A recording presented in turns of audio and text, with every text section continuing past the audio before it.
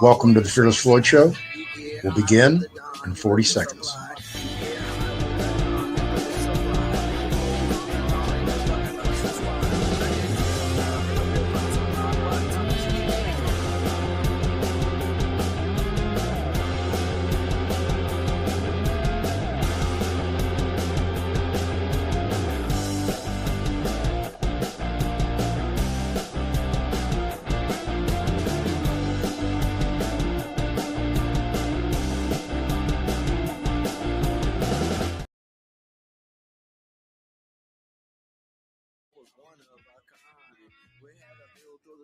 To the side. Come on, throw them shoes to the side. Take the day off with me. Come and take it off with me. Take the day off with me. Take the day off. Get on trap me. Trap it with my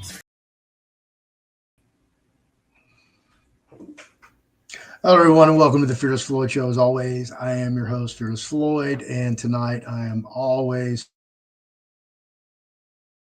very gracious for James C. Lovett, aka the Badwolf, to come on the show. It's always a pleasure. I've always looked up to James, consider him a mentor, leading the pathway down in this community. He's been a stalwart.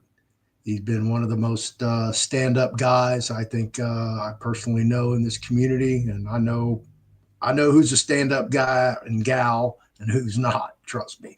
I've spoken to most everybody in this community on the phone or through some other type of communique, and by far,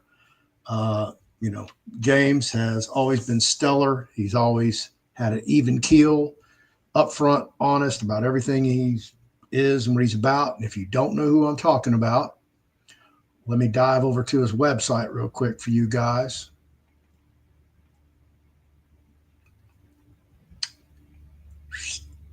This is Blacksite 32, and that's SITE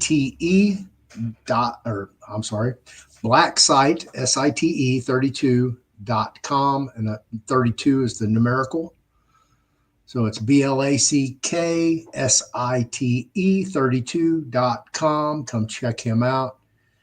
If you'd like to get a consultation, he has a tab right here. If you're looking for some deals on some affiliate products that he has, there you go. If you would like to donate, if you'd like to look at some of his files, and his fashion wear is not complete yet, but National of the United States of America and private sector. You can scroll down and check out all of this stuff. He has a new seminar link. We're going to talk about this tonight as well. And if I stand corrected, this looks like a new website compared to his old one, but here's some of the different things that he has to offer folks. James is very well known in the community for the passport process. Obviously, he's friends with the Colonel right here with Copper Moonshine Stills. And he lately has been doing a lot of right to travel, as well as not legal advice, but consultation on the legal machinations. So what we do over there, or what they do over there at James' website, your business is our business. We believe in making your dreams and goals a reality, and our experts know just how to do that. We're prepared to help you at any level, from impartial advice to practical assistance, to help you make the most of every opportunity. Our expertise. We're a group of strategists that thrive on sharing our experience and knowledge to help you make success of your business. Our track record proves that clear communications and expert collaboration will boost your bottom line. The technical stuff.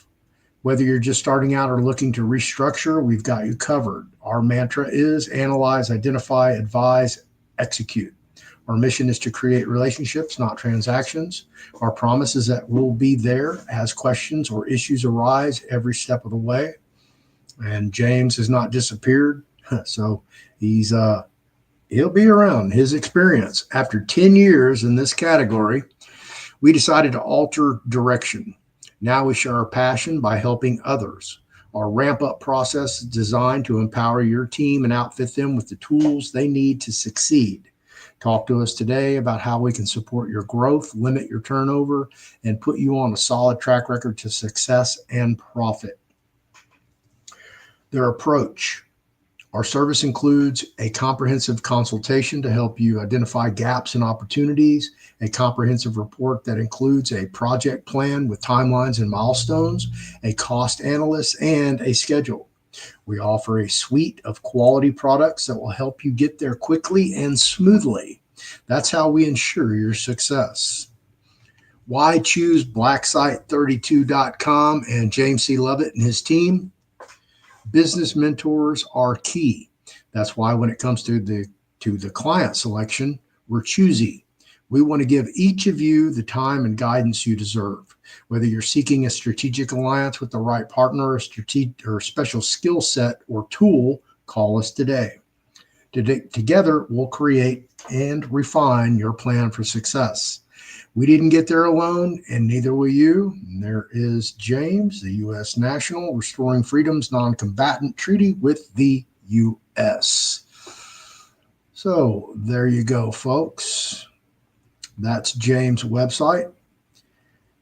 And he has helped a lot of people. You will not hear James pontificating, crowing like a rooster of all his accomplishments and successes. He'd rather keep them on the down low. And it's that way for a reason. There are a lot of us now who, we don't want to be the biggest kid on the block. We don't want to be, the most noticeable kid on the block. We'd rather just kind of stay right there under the radar enough where we can still do what we want to do, talk about what we want to talk about, and not get shut down. That's the whole key, staying alive in this community. And part of that is operating in honor, good faith, and clean hands. And with that, I'm proud to introduce, bring back to the show, the one, the only, Badwolf, James C. Lovett. How you doing, sir? Good, Mr. Floyd. How are you on this fine day?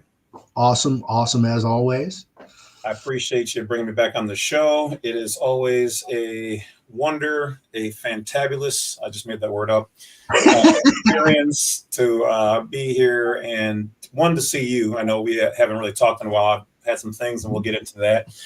And also your viewers. I've always found them to be very educated, distinct. Some of them have come over to me and asked about certain things, and I've helped some of them out. I know you've referred some people my way. I've referred people your way. So I stand humbled. Today, I noticed that we're both not wearing our normal jazzy shirts on. So we'll have to get back to our competition, or semi-private competition of shirt wearing, but it's 85 degrees here. What's it in Milwaukee? Today we're looking at, I think it's about 80. About 82, somewhere there, so not too far from you. So, and I don't have the AC on today, so it's just lucky you. You can't do that here. I'm not really lucky. I'm just refusing. I'm trying to enjoy the heat, because here it gets cold in the Midwest. So right, I'm trying to absorb all the heat I can, but not too much heat. Apparently, I got a little too much heat a couple of weeks ago. Like I told you, like I said, I have no problem telling anybody what I go through. Yes, I end up having heat stroke. So for those people out there who don't know, do not play with your hydration. Stay hydrated. Stay aware of your symptoms. I only found out recently that I actually have a type of glandular problem where I don't produce enough sweat to cool me off. So I've kind of always known that, but I didn't know it was that bad, like life-threatening at a certain point. It can be very serious very quick. So just take care of yourselves out there, guys. And once again, I want to thank all of your viewers, listeners, for supporting you and for welcoming me here tonight. So thank you. Awesome. Wow. Yeah, I had a girl tell me that her sweat glands didn't work and she couldn't like go out in the heat or the sun for an extended period of time. Yeah, I've had it since I was a kid, but you're like my generation where we didn't really we just dealt with it. We kept going. We didn't go to the hospital, and we didn't like sit down and talk about it and develop a plan. And like my girl's like, "Are you insane? Like, why didn't you ever tell me about this? And Right. who's your doctor? And why does it?" I'm like, those weren't options when we were kids. It was called just go in the shade for a little while and you'll be all right. So I grew up with a lot of things that I now know. Right. And we have an environment that as men, we can open up to those things. My dad's Sure. generation, you didn't talk about any problems. Everything was good no matter what it was, and you soldiered through it. So I'm kind of like in this transition thing where like, oh, I can talk about my feelings and things that hurt and things I should go and get checked. So whereas she, the drop of a hat, her and her kids are always, looking at all those things. I'm like, yeah, no, that wasn't an option when we were growing up. So little personal growth there. But yeah, I'm like the person you were just mentioning. Yeah, I would just, if I got hot, I would just go and get cool right away. But it wasn't until I was out at a fair, at a festival where there was very few water places or places to cool down. And, just I started getting really hot and I was like, nope, this is not good. This is, I need to do something about this now. So, What were the symptoms you were having that uh, made you aware that something's not right? well, for me personally, this may sound weird to other people. Like, I started sweating. I usually don't sweat. So for me, I started sweating. I'm like, okay, it's a little hot, but then like I felt tired and heavy, and then it felt like every breath I was taking was it was like it took work. Like there wasn't a lot of oxygen. I'm breathing, but there wasn't a lot of oxygen in there. So like my brain started to feel kind of cloudy, and I was just like, man, I need to cool off. And then I got hit with these waves where it felt like heat waves, just hot, like overly hot. And then I, felt took my pulse. Like I'm an Eagle Scout, so I know how to monitor certain things like that, right? So I'm like, okay, I'm not feeling quite well. Let me see where the heart's at. I'm like, no, no, that's not good. All right, so I did go and get cooled off, but I needed to really get out of the whole environment and relax and cool off. I was past a certain threshold that my system usually doesn't get to. So, but yeah, everything is well. Um, I will say that it takes some time to recover from all of that. It hits your body more than you realize. You'll feel fine for the most part for you, but then like your body needs some more recovery. So stay on the nutrients, vitamins, supplements, water, stay hydrated is a big thing. So Well, facts, good. my I'm friend. glad you look 100%. So we'll Well, then I'll take it. yeah. And obviously you don't get out in the sun much because you're what I call a pale Dale. Well, without taking my shirt off and blinding people, I could, yeah, I get tanned. I do get tanned. So this is Oh pretty yeah. tan for me. Probably see my Right. arm. Okay. Yeah. Yeah. You're light skinned anyway. Yeah. Like Yeah. to say almond. Yeah. I remember we were like when I got back from Puerto Rico, we were neck and neck there. I know me and You were a little bit darker than me when you came back. So probably, yeah. After that 3 week trip, definitely. Everybody in Puerto Rico, like toward that last week I was there, they were looking at me. They couldn't tell if I was a green. They didn't know what to think of me. like, you one of us or Yeah, they're like, "Damn, you sure are dark, but you look like a white boy." a hybrid? Yeah, that was fun. So talk about your seminar. What's up with that? Yeah. So people kept coming to me asking for additional information on certain, different topics. They're like, how can I make my process a little bit better? You started to talk about a specific process or a this or that, and you cut it off. And one of the reasons why is because, especially on YouTube, you have to be very careful what you say. All right, let's just be very honest here. Various communities, governments, municipalities also watch all of my stuff. That is just part of the game. And either you know how to play the game and you play your piece right, or, you know, they knock your piece over and they may shut your stuff down. So I decided that in that, I'll say this, they teach me how to play the game better. All right. So in that, I totally understand why they don't want certain information out on the internet and people blabbing it, certain things. Other things are a little anal retentive, we'll just say, but I get it. It's their game. And if you really think about it, even on YouTube, it's what? YouTube.com. .com is .commercial. And if it's commercial, they regulate it. So if I was a subject over in, you know, Britain or UK or whatever else, like I wouldn't jump the fence and go talking bad about the king in his own backyard, like as I like to say, right? So don't be mindful of what you say on their essentially their jurisdiction. So we created, I had a redirect to my main website, which is blacksite32.com. That was jamesclovett.com. Okay. So, because that was my original site. So both of those used to take you there, but now jamesclovett.com takes you to my seminar website where a number of different categories or there's different categories but different topics on these certain subjects that everybody wanted me to talk about. Like, for instance, one is about how to get your property tax exempt. A lot of people don't realize that almost every, if not every, county, town, municipality, whatever else has a property tax exemption form. All right. Won't cost you anything. You merely have to go to their website or down to your property tax assessor's office and go, hey, I want the property tax exemption form. Right. So you do that. Now, there's other little parts into this. Obviously, I'm not going to give away all the secrets, but I'll give you guys a good chunk of it.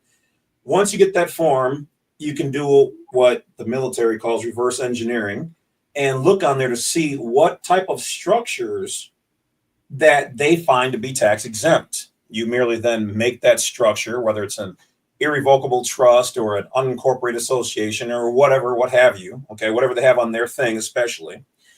And you make that, you transfer your house into that structure, and then you apply to be 100% tax exempt. And you won't have to pay taxes ever again on your house as long as you own it. Next person who buys it, they probably will. Put it in a trust, it'll go to your beneficiary. They don't have to pay taxes anymore. So there's a lot of things like this that they don't like out in the general public. So these things that I've learned from the various people who are willing to share, people who have been, you know, worked for the city or whatever else who do talk to me. I get some things from police officers here and there in various parts. I mean, people give me tips and things on the inside all the time. So I took a lot of that stuff and I moved it into these videos. So for people who want, you know, behind the scenes things, or once again, how to get your property tax exempt. Another thing that we're working on, and I don't want to put too much on right here because I don't, you know, we don't like them to get ahead of the curve, is how to remove your house completely off of the property tax roll. So you don't even have to deal with an exemption. That's still in the working phase. So though the basic information behind that is available, we have a small test group where people are doing that. We're getting some decent results, but we want to do it in more states to see how they're going to react. Because this is something that, like, I've never really heard of other than, and God rest his soul, Ron Gibson doing the land patent. But even the land patent, they've been fighting, you know, certain places, and some, you know, he's had more successes than not. But we're trying to take that same type of method and do something that I haven't seen anybody do. All right.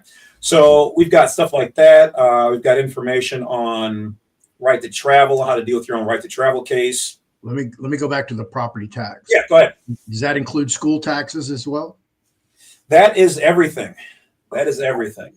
Yeah. So the whole tax bill. Yeah. From the county or parish. Okay. Now you can adjust it. You can still pay your fair share, but remember, when you buy goods and services in your area, that's the tax money that they're supposed to be using for all that stuff. So technically, they're double dipping and triple dipping and a couple other things. But so there are places that have come to me, or communities that have come to me, and they've been like, oh yeah, this is what we do. Yeah, nobody here in our area pays, you know, property taxes. They're like, you know, because they've they're doing the same thing that we're doing here. I don't do it for people. I will help people if they get stuck. But as I've done this for my house, every time that they denied me or other people, we compiled all the little things that were, we'll say, not perfected. And we've got those ironed out, and we put it all in the videos, because there's a lot. You'd be surprised. Well, I know you know, Floyd, but they have some hangups, and what most of them are very guilty of is not telling you where you messed up at. And some things, if you're not used to it, you'll go, oh, well, this makes sense, but they're traps.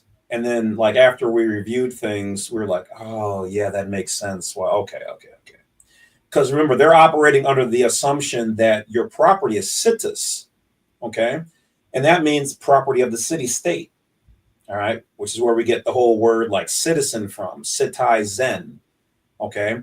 Citi is to convert into the being property of the city or property of the entity, okay? Zen is to be made calm. So citizen, and they operate in maritime admiralty jurisdiction, which is water. So citizen ship.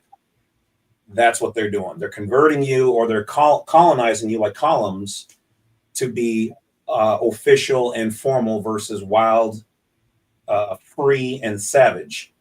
So we now know that savage isn't really a bad word. It just means you're in your own jurisdiction and you have your own laws foreign to their public domain. We'll just say. So absolutely. I'm a savage all day. You're the bad wolf. Yeah, it's kind of in the name. Yeah, kind of goes hand in hand. Okay, so property tax. What were you going to add after that property tax in your seminar? Yeah, we've got other video. I think there's like maybe 10 or 12 videos on there. You'll have to. I've spent a whole lot of time focusing on getting them done, so I don't have them all to rattle off right now. Right. But like I said, right to travel. So we've got videos on how to take your right to travel case on your own. You can watch the video or do a consultation with me. And with that, know what you need to have in place, who you need to send it to. And then one of the big keys to your right to travel case, which also on Black Site 32 have files you can buy to help you out with your right to travel scenario, which I do recommend everybody who does it should have the files or know how to move instantly right after they bother you. Most of the people we have are good. They're good to go. Even there's a lot of police officers who even were like, okay, yeah, we know what that is, blah, blah. But if you do meet that one cop who's the habitual line stepper, you need to know what to do, how to remain calm, and then send out your files and everything, accordingly. One of the big pieces that has been successful to add with that, it's not just what I'm going to give you here, there's more pieces to it if you want to be successful, is finding your state's legislative code on non-resident registration, is what they call it in most of the states. Not everyone. Sometimes they're a little worded, just a little bit different. Right. But there's almost always either vehicle exemption or non-resident registration is what they call anybody who's not in their jurisdiction doing right to travel the proper way, not just slapping on a plate and going, you can't do that. And then actually most states have a legislative code on how your state, your plate should be in its, not so much the format, but how it should look. So we kind of cover all of those things, all the mistakes that so many people out there keep making that bring them into the jurisdiction.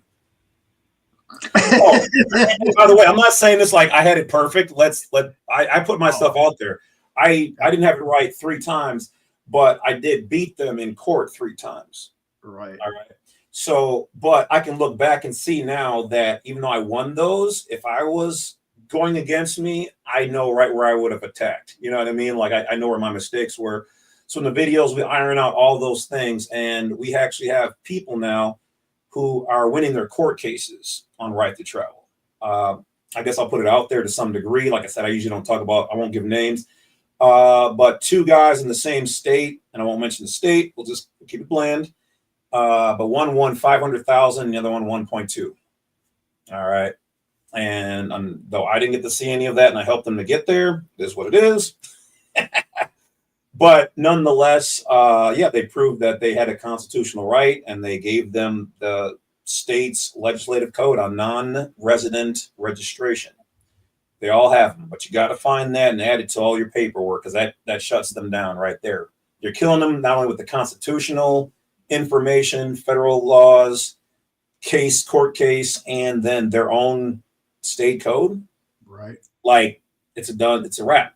So we've been hearing that one guy, I don't want to say student, but former kind of study of who used to follow me from way back, who now has their own people, their client, viewer, whatever you want to call him, his daughter is a sheriff. And she was attending a sheriff's convention where they go over all the new tricks and techniques and watch out for those capital S people, you know. And so somebody asked them, I don't know if it was her or somebody else asked that question. He said, what about these people who do right to travel? And the guy goes, all right, look, yeah, we've been getting this a lot. And they're basically like, it's legit. They said, and I can't, all I'm going to say is this. I know me and my videos have been used in their back rooms in a lot of different. Let me explain to you what that looks like, because I'm doing my writ habeas corpus challenge in my DWI from 2002. Actually, it's 2001. And in it, my arresting officer was terminated in 2009, I think, but he got in trouble like 2005. He was on the DWI task force, pulled over this chick, searched her phone, found nude photos, downloaded them to his phone. Then when they were at court later, he's walking around during the court proceedings, showing her all the court personnel her nude photos while she's sitting there in court. Wow. Yeah. So I wanted to go back and see what he's been doing since he got fired, and he joined the Harris County Constable's office. And I can go back and look at all his continued learning education. And I can see that after he got fired, he really took his career serious and attended all the seminars and continued learning education hours for a whole host of things. I was really impressed that he turned his life around. So good for him, Christopher Green. Yeah. He learned his lesson.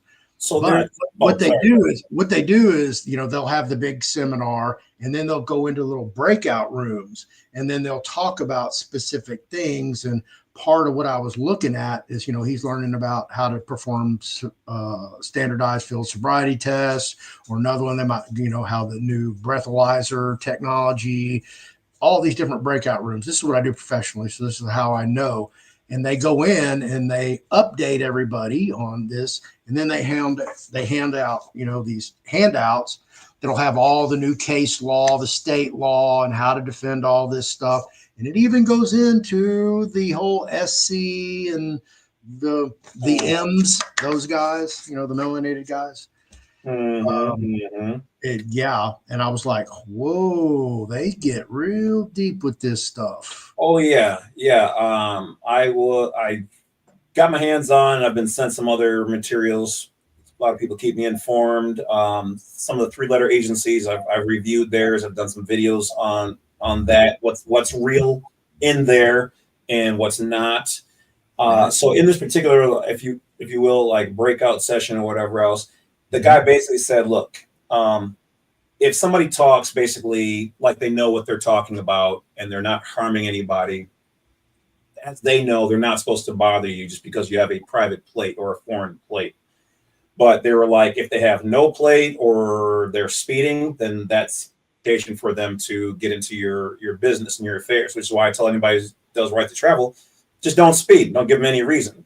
If they don't have any RAS, which is reasonable articulate suspicion of a crime, they are not supposed to, by law, pull you over or bother you, period. End of discussion.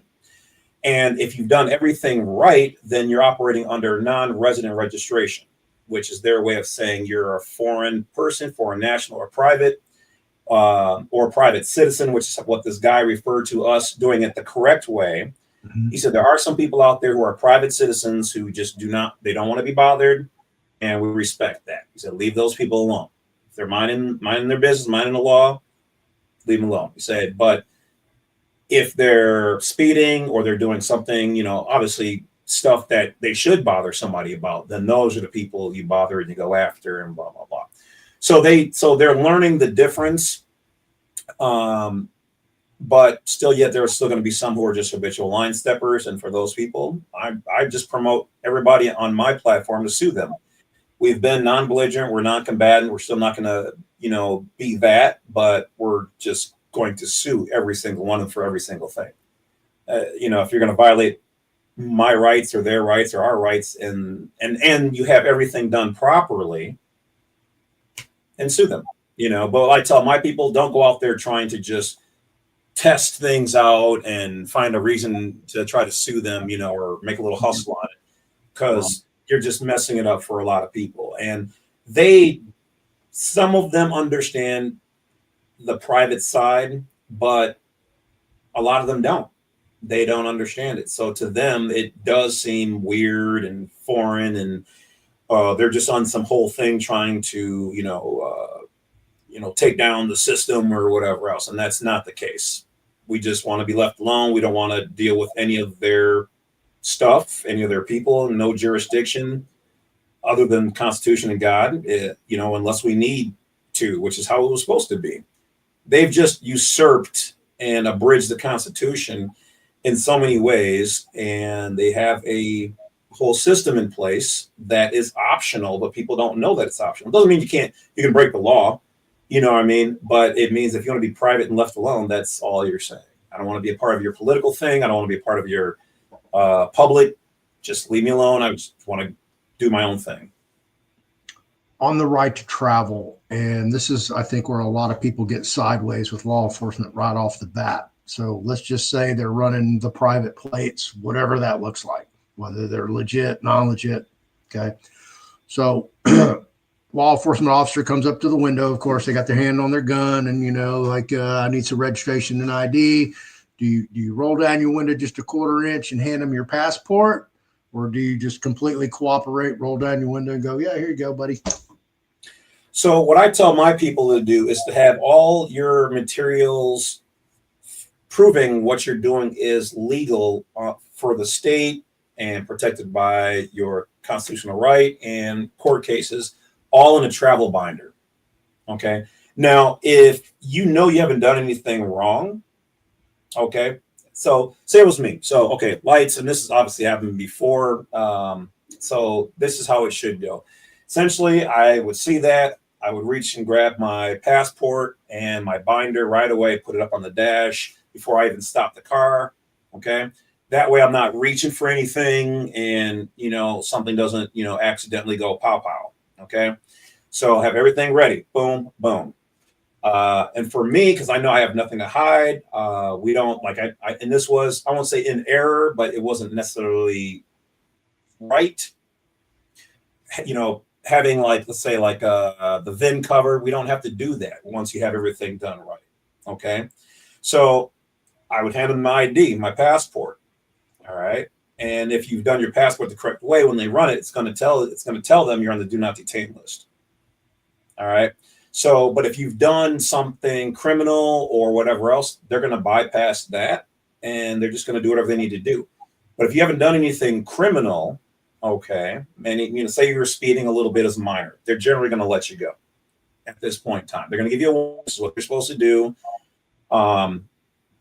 Then if they want to proceed to go forward, I can offer them the binder and say, hey, all of my information for legal paperwork that proves that everything here is legit by state standards, and it's right here. And I give them that, which gives them an opportunity to look it up. Most likely, if it's normal, they're going to either try to right away be overzealous because they think, oh, I got one of them, SCs going on here. Try to take off your plate. Some of them will try to ignore the book. They'll say, well, I need something more than your ID, and they're going to ignore all that. But they can't really move forward until they ascertain what's really going on. Is the vehicle stolen, this or that? Okay. Now understand that anything that they're doing here, if you haven't done anything to give them RES, they really aren't supposed to take you or take your vehicle because they don't have a warrant. All right. So that's a thing that we've brought up that we've used to be able to sue them for later on. But if you have everything done right, that then means that the DMV has your private trust, foreign trust, or your foreign entity registered with them. In other words, you've created your entity, you move your vehicle into that entity, okay? It should be private and foreign, all right? Once that's done, then you update the DMV that the vehicle has been gifted to that entity. That way, when the police officer runs the VIN, he's going to see that it belongs to something private and foreign, and he can't ticket or tow or any of that stuff by local law, national, state, federal, constitutional, international. You are in this private bubble. But that all goes out the window if you do something criminal. You're speeding, you're endangering lives, you're swerving lanes, stuff like that. Then you're not then you're operating as a belligerent and combatant. You're a danger to public safety. And that's where their job kicks in. They're supposed to do that. So if you comply with all of that, you're good. Now, I've had countless cops behind me since I finally got everything right. Most of the time, they just look at it, get real close to the bumper, pull up next to me and look over, and I'll just wave or whatever. They'll drive, go by. Took it to the dealership. They're like, and mine is in my own micronation, okay? So it's a little different than just a trust, but basically it's the same concept. It's something foreign and private to them. Explain that. Explain that after you finish. Okay. So when I got to the dealership, they were putting in new lights and whatever else on it. And, you know, it's a regular real dealership. So I get a call. They're like, "Oh, Mr. Lovett, we're done with your vehicle. You know, can we ask you a personal question?" I knew exactly where he was going with it, you know, because they deal with, you know, way nicer cars than mine. Okay, let's just say that, but it's decent. So they're like, so you created your own government? And I was like, "Oh, the plates?" And I was like, yeah. And they're like, and you're legit? I was like, "Oh yeah." I was like, "You need proof?" They're like, no. We checked everything. Like you're good across the board. We've just never seen that. You made your own plates." And I was like, "Oh yes, okay." So yeah, so they looked it up because I wasn't even thinking about it. I just brought it in there, you know. And so yeah, they looked at the plates, obviously, which have my micronation name across the top and my own everything on their family crest, foreign official, exempt code on there, you know, about internationally protected person, all the whole gamut, right? And so yeah, they looked me up, and if anything was off, it would have been that moment that they could have been like, "Hey, cops, this guy's got a stolen vehicle, or it's not legit, or whatever else." So once again, a lot of people are just curious. They've never seen it because it's not normal in this day and age. So, but to get back to what you were asked for, so the micronation, so there's lots of different private entities out there, okay, or things that you can make private and foreign. That could be anything from an irrevocable trust, unincorporated association. You can have a private business trust, foreign. You can do it like a 508c1a. Anything that you create that is essentially yours with a name they can't find in the system. Okay, meaning you didn't register it to the state, or you know, if you don't register it to the state, then you're not in the state's jurisdiction. You can be the same physical area that they have jurisdiction over, but if you're private, you're in a sub layer, which is the original layer, which America was supposed to always have been private. So in the same state, you've got your real land, which is de jure, and that's private. All right. But they, on operating on paper jurisdiction in the same area, created their own overlay. Now, that doesn't mean that they can affect the private, but if you are operating privately and you do something to waive your privacy, which means to be pulled out of the private by doing something controversial or criminal, now you're in their waters and they get to go after you. But if you stay in the private and you haven't done anything, you're protected. That's what the Constitution, the Bill of Rights, Declaration of Independence, that's what that's all there for. Federal government is there to uphold you being in the private, but nobody talks about the private because the private, you're just supposed to know. There's no real books, official books on the private. It's for public. And then you're public, you're operating as a U.S. citizen, whereas if you're private, you're operating as a national Or in this case, if you're born in Florida, you're Floridian, New York, New Yorker, Texas is a Texan, Wisconsin, Wisconsin, and California is a Californian.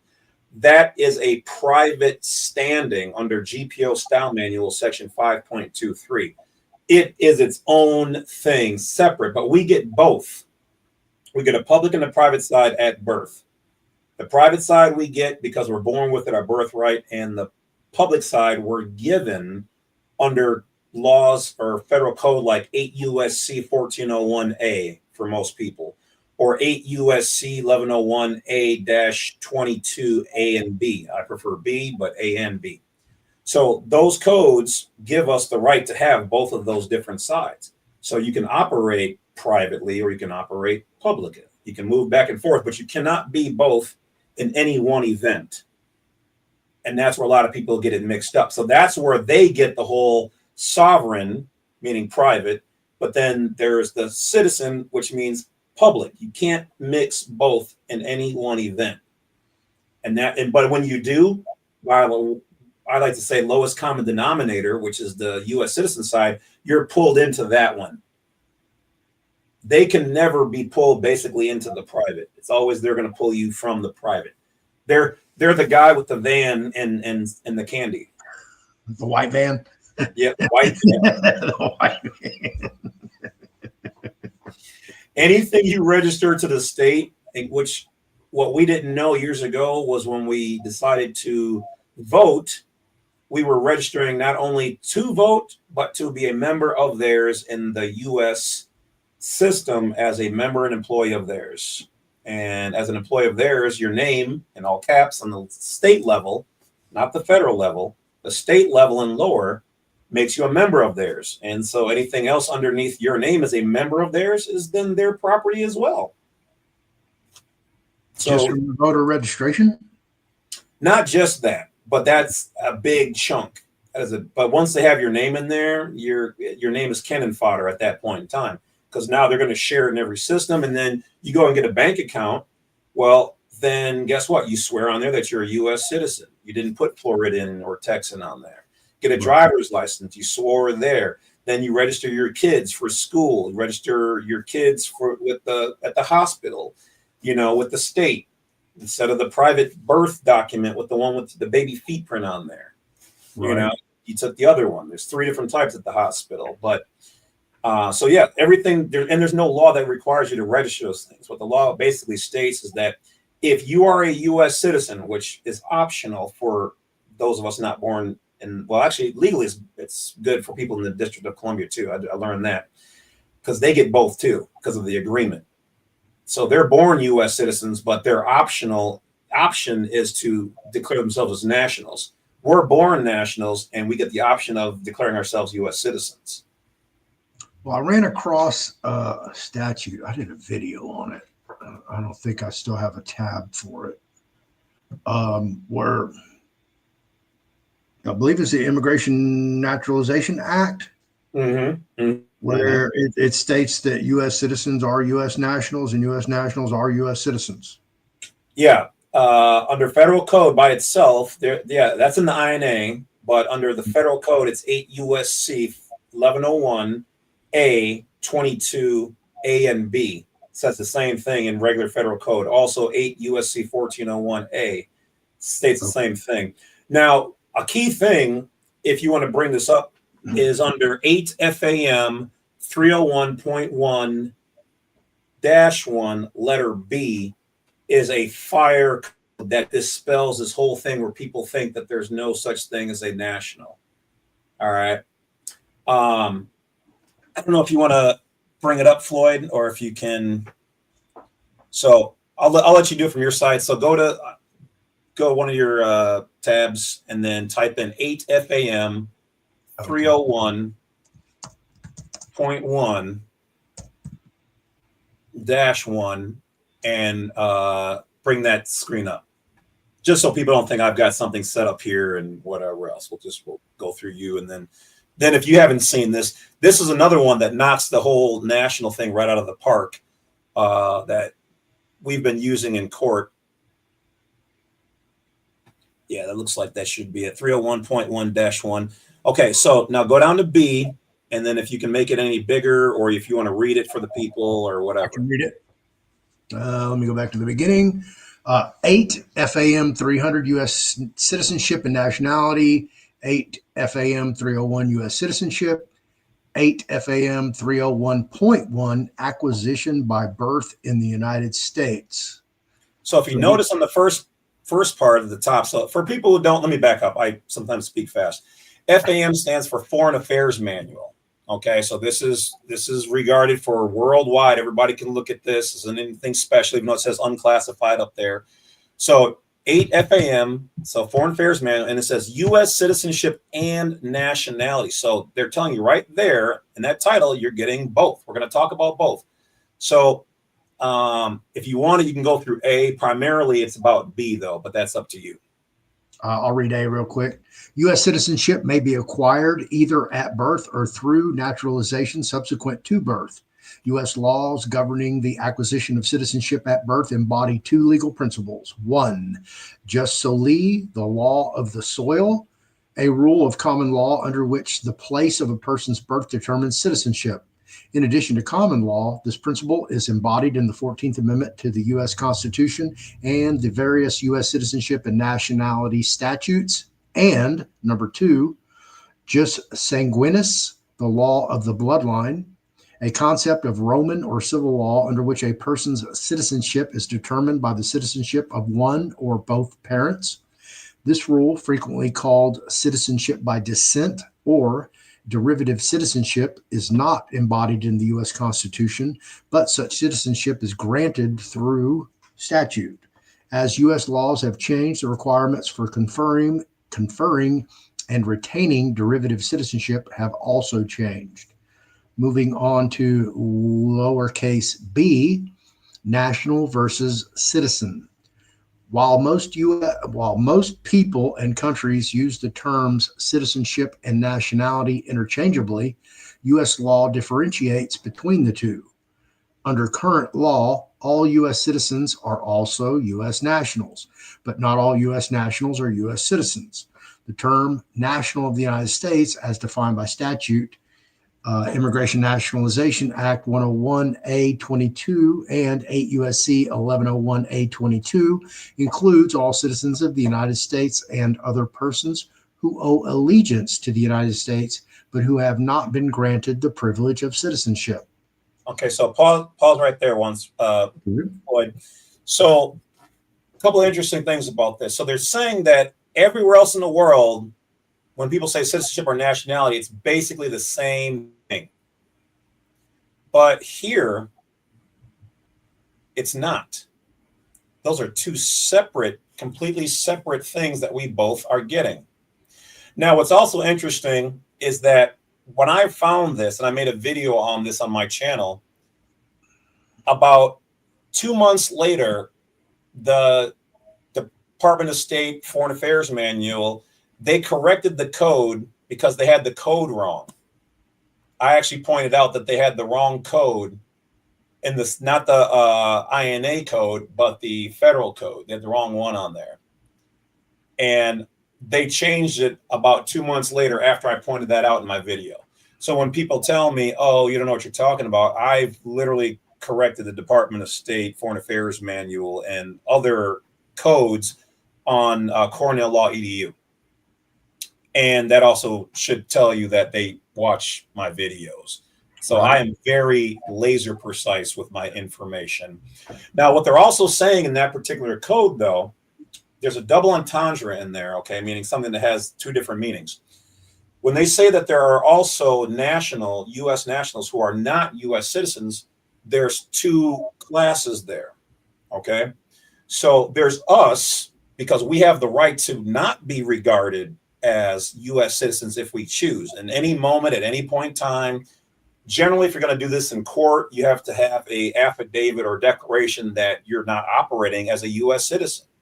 If you want to go the further route, I don't recommend it. You can renounce in front of a judge. I think it's $1,500 now, roughly $1,500 to $2,500 to renounce officially, but I don't recommend doing that because you're going to be stateless, which means you have nothing to back you up.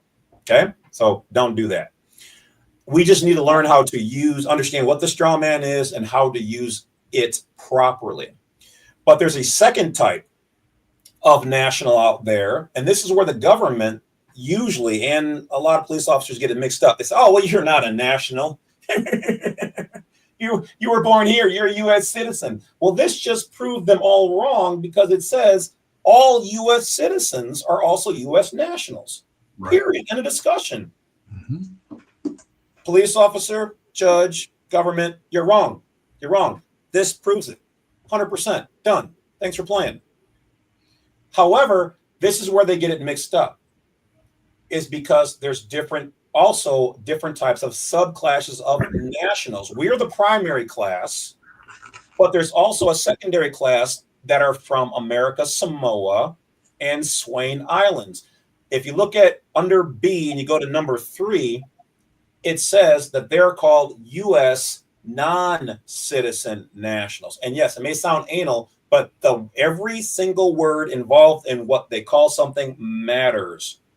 We are called U.S. nationals, or non-citizen nationals. The other type that police, government agencies, and sometimes judges get wrong is the other type, which is a subclass underneath us, which are called U.S. non-citizen nationals. And these people do not at all get U.S. citizenship. They don't get it. They're only nationals. Okay, so there's 2 different types, and a lot of their documents say, "Oh, well, you can't check off that you're a national." Yes, we can, because the first part of B clearly states we are nationals at birth, and we also get by law citizenship. So there's two classes. We're the primary. It talks about us first, mm-hmm. And then the second and third category, there's the one from Samoa and Swain. So they're a subclass of us. This is where they get that mixed up. And what I've seen is because I've been pointing this out now in various government agencies, they've been correcting it and giving us a spot to check off national on there, the proper national that we are. So we are making changes. So no, not all of the government is bad. Let's just put that out there. This is what it is. Not all cops are bad. None of us here, me, Floyd, whoever else, we're not against any cops, sheriffs, government, none of that. All we want to do is show people how to be private. That's it. Now, are there some bad ones out there? Yes, but we would be against any of those individually because they're impeding on our rights. They're trying to make sure that we don't get to utilize our ability to be private, utilize the Constitution, denying people their rights and freedoms because they don't understand the law. Countless times now, I have beaten and worked with the legal departments at these various agencies, and I've had nothing. Well, let's just say there's the ones who go, damn, this guy's good. And the other ones go, I hate this guy, but damn, this guy's good. And matter of fact, the last time I stepped foot into court, the judge literally asked if I was a lawyer and if I was studying to become one, and asked me if I would join them, because they understood that self-taught, and I beat the city prosecutor at that particular one before even going into court. So this has been something I've done for 30 years now. Most of them only spend 7 years on any one particular topic. So pretty much if it's something based on freedom and rights and liberty, I'm that guy. But that's also why I bought, these America's Jurisprudence books over here, which show the camera. All these green books up here. All right, including the first ones right there, which talk about aliens and citizenship in the first 3 or 4 books. So they want to go toe to toe. I just pop in one of those books and go, yeah, well, here's why I'm right. Here's why you're wrong. So multiple times now I've corrected them in my videos, and they watched enough where they went, see if this guy's right. Oh, he's right. And then mysteriously I go and check the code again, and it's been repaired. It's been corrected. So yeah, wow. There's power in that if you see what I'm saying and understand what I'm laying down here. So I have to be precise, because had I not been, then yeah, they'd be knocking at my door saying, hey, you're doing things wrong. But I study, and then I'll call them I have no problem calling the state, Department of State, talk to their legal department, IRS. I don't make the mistakes I used to when I was young and just assume someone's process is good and it's right and try it. No, I've been almost in trouble from that years ago. You have to know what you're doing. The government does not mind what you're doing as long as you're doing it right. The state, on the other hand, we'll just say some of them, especially a lot of their board members, are for profit. And they're running a whole different jurisdiction for profit here under the guise that they're American. And though they're in the American family, they're really foreign to these lands. United States Corporation is foreign in relationship to the United States of America. That was said in a court case on the federal level. So they're operating here. If I can be ghetto for a while, they're on some bootleg type stuff. They created a bootleg America, and they called it just. What kind of ghettos y'all have in Milwaukee? You'd be surprised, sir. That sounds like the whitest ghetto bootleg. That's old hood terminology. All right. Okay. Yeah. Remember, I'm an old guy. Don't let the look fool you. All right. Yeah, I know. So, but yeah, no, there's a lot of ghettos all around from Chicago, all around. It ain't people have a whole different understanding about the Midwest from what, if you don't live in the Midwest,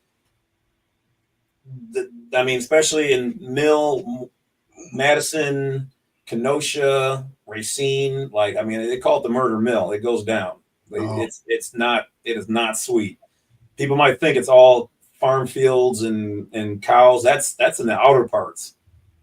Cats get down here, they'll put that thing on you in a minute. So don't let TV fool you. The whole making cheese and brats and beer, yeah, they get that too. But Midwest is not it ain't sweet. That's all I'm gonna say. Well, if it's anything akin to Chicago, then we know what it's like. So yeah, it's real greasy. Like, you can go online and type in like shenanigans in Wisconsin or Chi-Town, or most people know about Chicago. People sleep on Wisconsin though, but yeah, like, it's like cats stealing the police cruisers. The one video I just seen, the cops were going down the street and girls were on the car twerking while the police car was driving.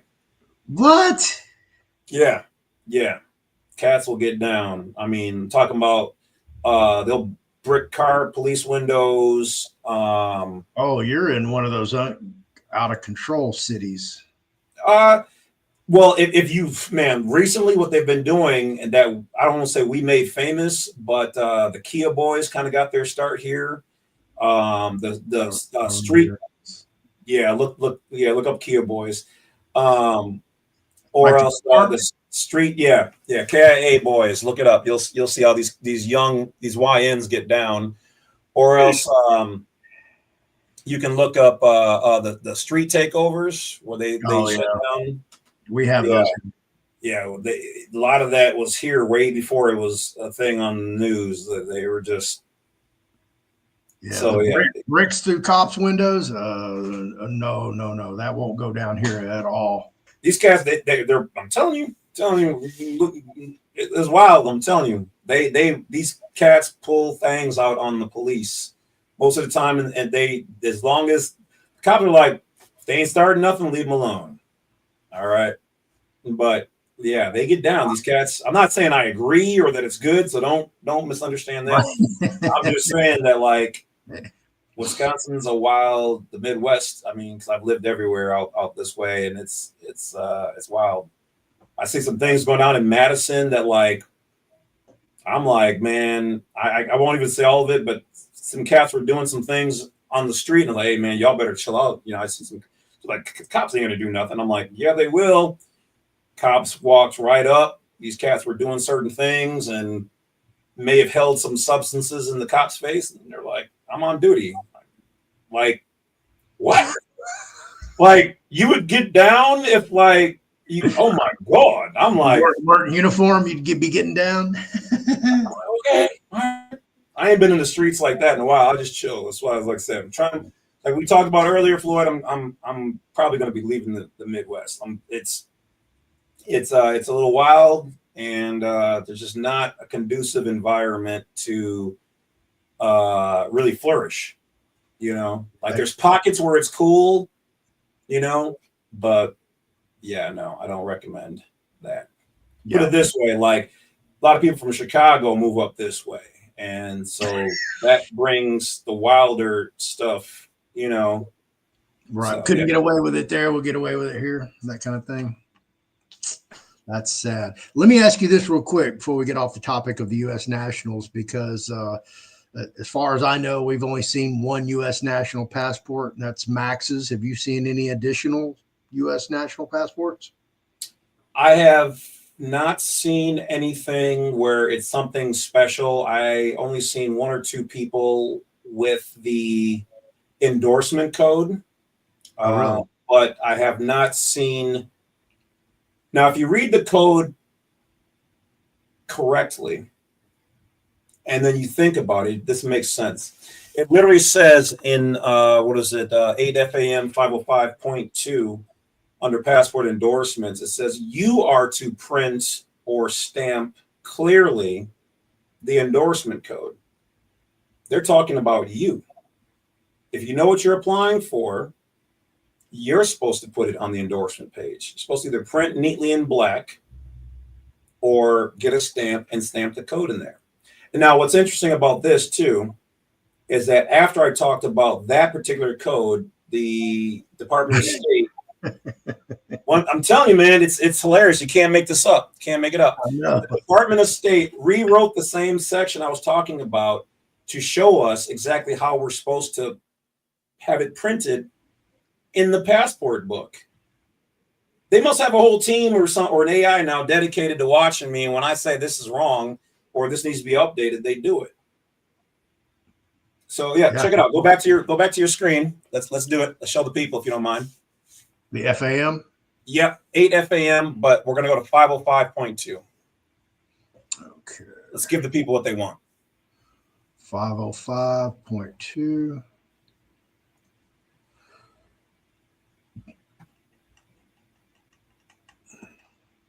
Oh, that's not in here. It's probably gonna be easier to search. Just go to the top and either edit the numbers or just Google search. Let me stop sharing or it won't. So this is FAM 3. Yeah, so yeah, FAM 8, FAM 505.2.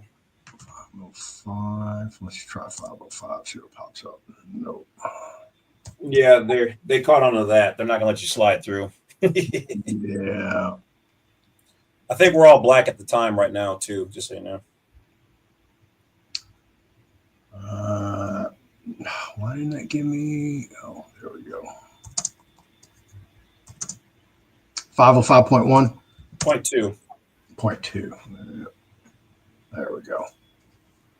Passport endorsements.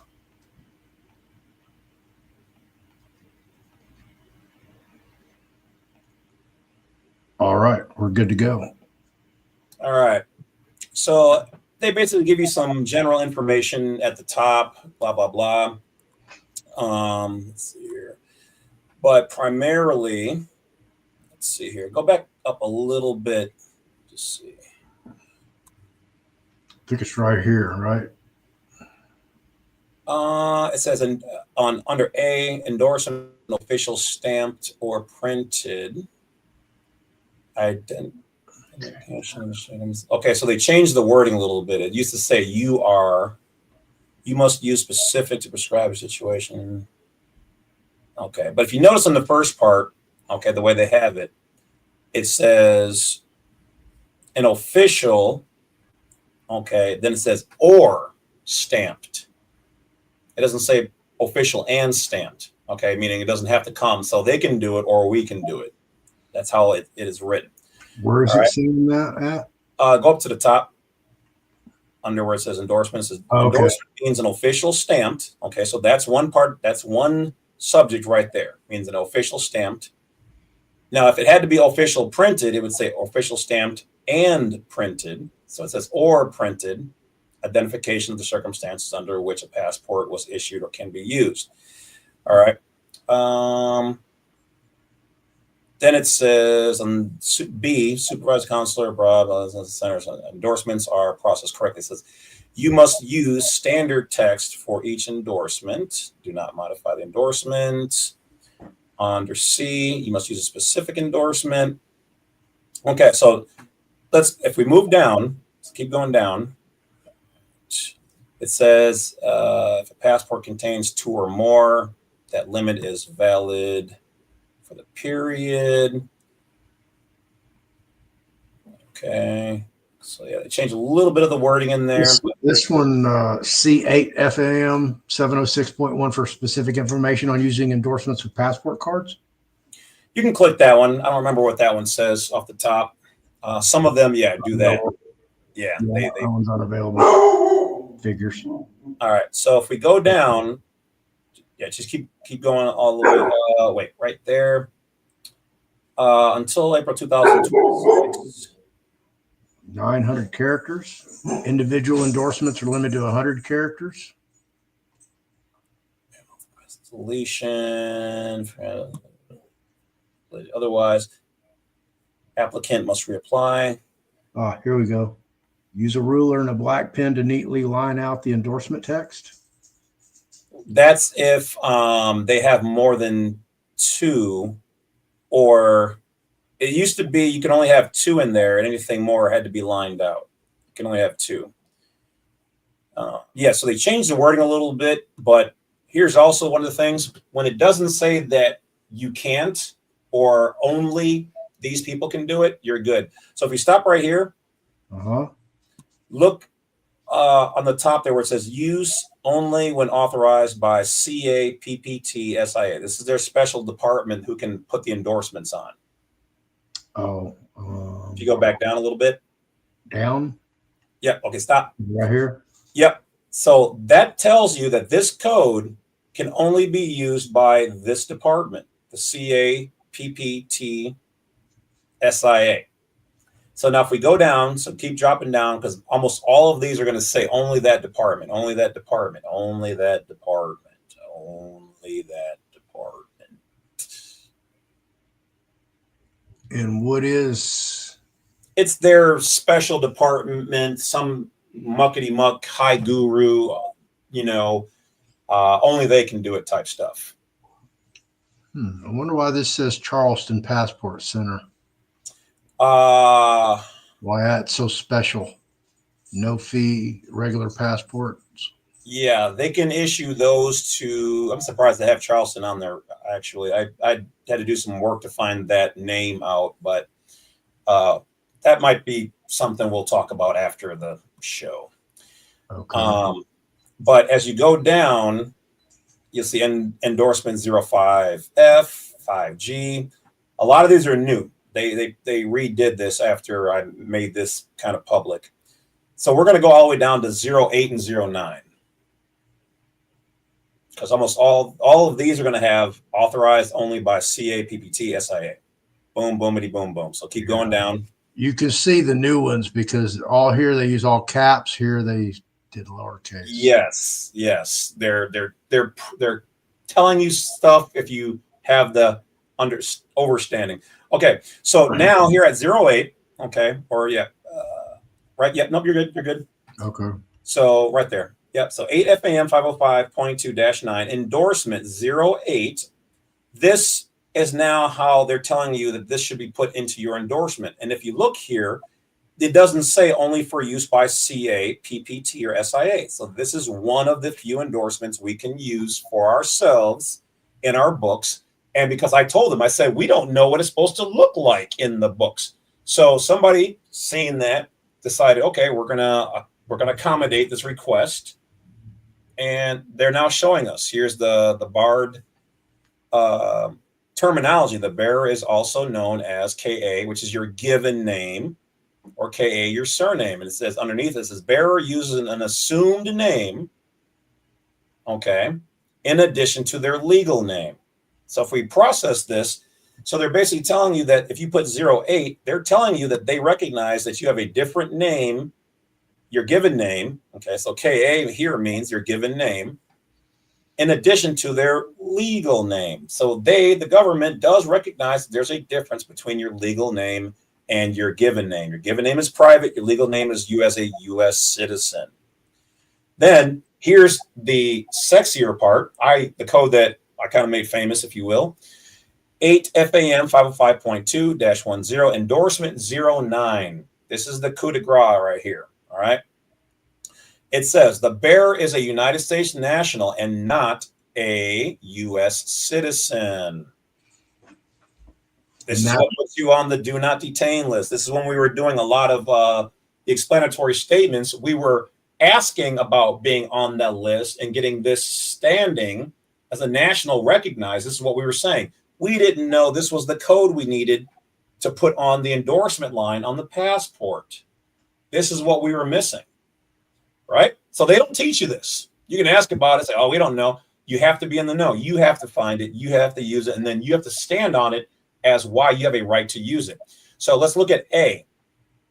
It says placed in a passport book issued to a non-citizen U.S. national. Now, if you notice, remember how on the other one, 8 FAM 301.1-1, letter B, letter C, where it said U.S. non-citizen nationals? Right. Okay. Look at the term and wording here. This one says non-citizen U.S. nationals. So this may seem like semantics to some people, but this is legal level overstanding. So because they moved the word U.S., this is now a different thing. Okay. So we're now saying non-citizen. So if you cross out non-citizen means it cancels. You're not a citizen. That cancels. Just like in math. Not a citizen means you're not a citizen. Cancel that, cross it out, line it out. That then leaves what? U.S. national. They're telling you what you are, but this is the proper legal way of identifying it. Now, if you put the word U.S. in front of non-citizen, you're then saying I'm a U.S. non-citizen national, which then means you're from Samoa, Swain Islands. Those are two different things. There's a legal difference between the wording U.S. non-citizen national and the wording non-citizen U.S. national. This is how precise and anal they are with information. Well, I'm looking at these N's on national here that is lowercase. Here it's uppercase. Here it's lowercase. So obviously that has meaning as well. Yes, I haven't even gotten into all of that with them. I'm just happy that they updated and got the basics on point, right? Okay. So now if we look at the whole endorsement section, you don't see anywhere in here where it says use only when authorized. You don't see that on 08 or 09.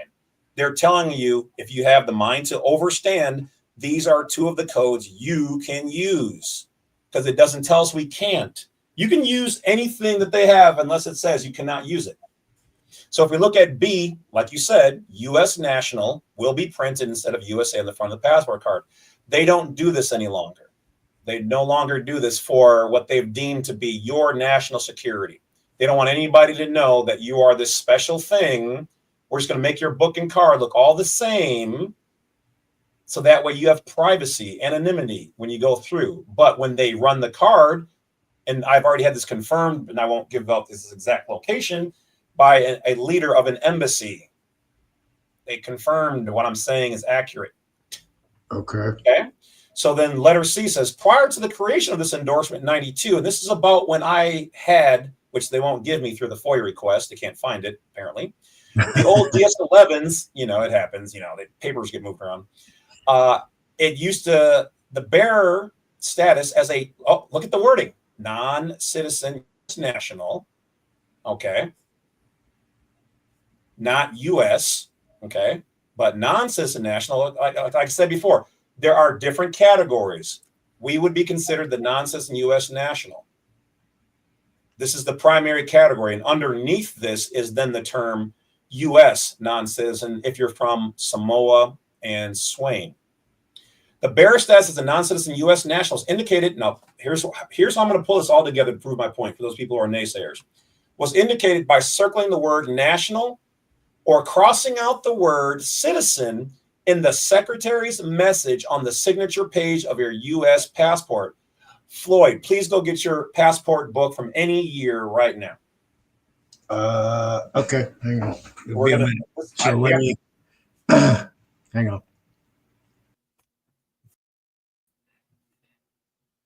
Oh, you're gonna put it on me? So, good people, this took years of work and research to have it down to the point where the government essentially has, without sending me a letter, admitted that this information is correct. It's from their stuff. And my interpretation on a legal level is, in fact, factual. This is why we've been able to win in court, because your constitutional rights, liberties, and freedoms are there. They're there, but you have to be smart enough to overstand the knowledge and to use it. If you don't, then apparently it's not that important to you. So how do I know a lot of this stuff? If you haven't seen all of my books, okay. One of my most recent books I just got is this one right here, which is the child support book. These are their books. That's their books. I've got a ton of these America's Jurisprudence, and I've got some other legal books down here. Can't see them because my automatic thing's not doing it. And another bookshelf over here. So when you read this stuff, you have to be on the money. But if you guys want your nation back, then you as Americans, we the people, have to wake up to this knowledge and use it and stand on it. Common law, constitutional law, these are all things that they're real. But if you don't, and I guess the big thing here is most people on a daily basis, we're so used to using state code and all of their stuff as U.S. citizens versus private citizens, nationals, or state citizens. We just go, okay, well, they're official. We'll just use their stuff. They seem to know what it is. But when you use their stuff, you're allowing them to pull you into their public jurisdiction. All right. Do you have your book? All right. Read the secretary page. Secretary's message on the first page. All right. The Secretary of State of the United States of America hereby requests all whom it may concern to permit the citizen/national of the United States named herein to pass without delay or hindrance, and in case of need to give all lawful aid and protection. Okay, so let's break that down. We just went to the Foreign Affairs 8 FAM 5.2 and read 08, but primarily 09. And it said prior to 92, the way you were supposed to do it on one of these old passports I have here was to draw a line out the word citizen. That then made your passport a national passport, even if you didn't have the 09 code. That's all you had to do. That's all you had to do. Or circle the terminology national of the United States. So right here in the passport book, they gave us remedy. It was right here in the secretary's page. We didn't need the explanatory statement. We didn't need the 09. Those are all good things. They do help. They helped us to get where we are, and they're still relevant if you ask me. But it was right here in front of us the entire time. Now, if you guys don't know, some people may ask why I got these holes in here. That's because this passport has been invalidated. This is what they do when they invalidate your books. They put these two holes in there. On the card, they cut off a corner. All right. So all we had to do was line out the word citizen. So right here, they're telling you, you have both. The passport proves me right. We have both. And if you want your passport to be identified as a citizen or a national, or just want to leave it in limbo, it's up to you. But you line out the word citizen if you want a national passport. You don't want it to be a national passport where you're back under the Constitution, Bill of Rights, Declaration of Independence, where you've got freedoms, rights, and liberties. If you don't want that, then yeah, line out national. Line out national of the United States and circle U.S. citizen. But if you want to be not their property, which is okay in some, I shouldn't say it like that. Well, you don't want to operate as a U.S. citizen in the moment. Or if you do, I should say, then yes. When you break it down like that and you actually read that page right there, it's, of course it has the code, which is USA, maxes, Max he's the unicorn. He's the only person that we know that has a U.S. national passport card, has the book. The book actually says in there that the bearer is not a U.S. citizen, but a U.S. national, just like the verbiage says here. But when you go down right under your name, your first and middle name, or first and first, it says nationality. And then underneath that, it says United States of America. Because both the U.S. corporation and the United States of America meet together in the Department of State. They have to honor both status and standing. Status is for the U.S. citizen. A dead thing is a status. A standing is for a living man or woman on the land in America. Okay. So they have to represent, okay, both sides, options for both types. And it says it right on the first page. It literally says citizens / national of the United States. Now, I'm sure this was just an oversight for the department, but the old books were paper and you could write and line that up. The new ones, like this one, the page where that is, Secretary's page, is laminated. Oh, no. Is it really? So now it's all about putting the endorsement on and stamping it on the proper page, just like the Department of State has depicted. I'm sure that was an oversight. I'm sure they just did that accidentally happen. I'm sure it wasn't for people to be able to not line or cross things out. But it does say prior to 92, that's how you did it. So, yeah. There you have it. Move strikes again, folks.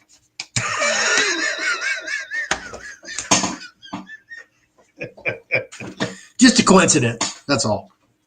I'm just here to ask questions. Yeah, non-belligerent, non-combatant.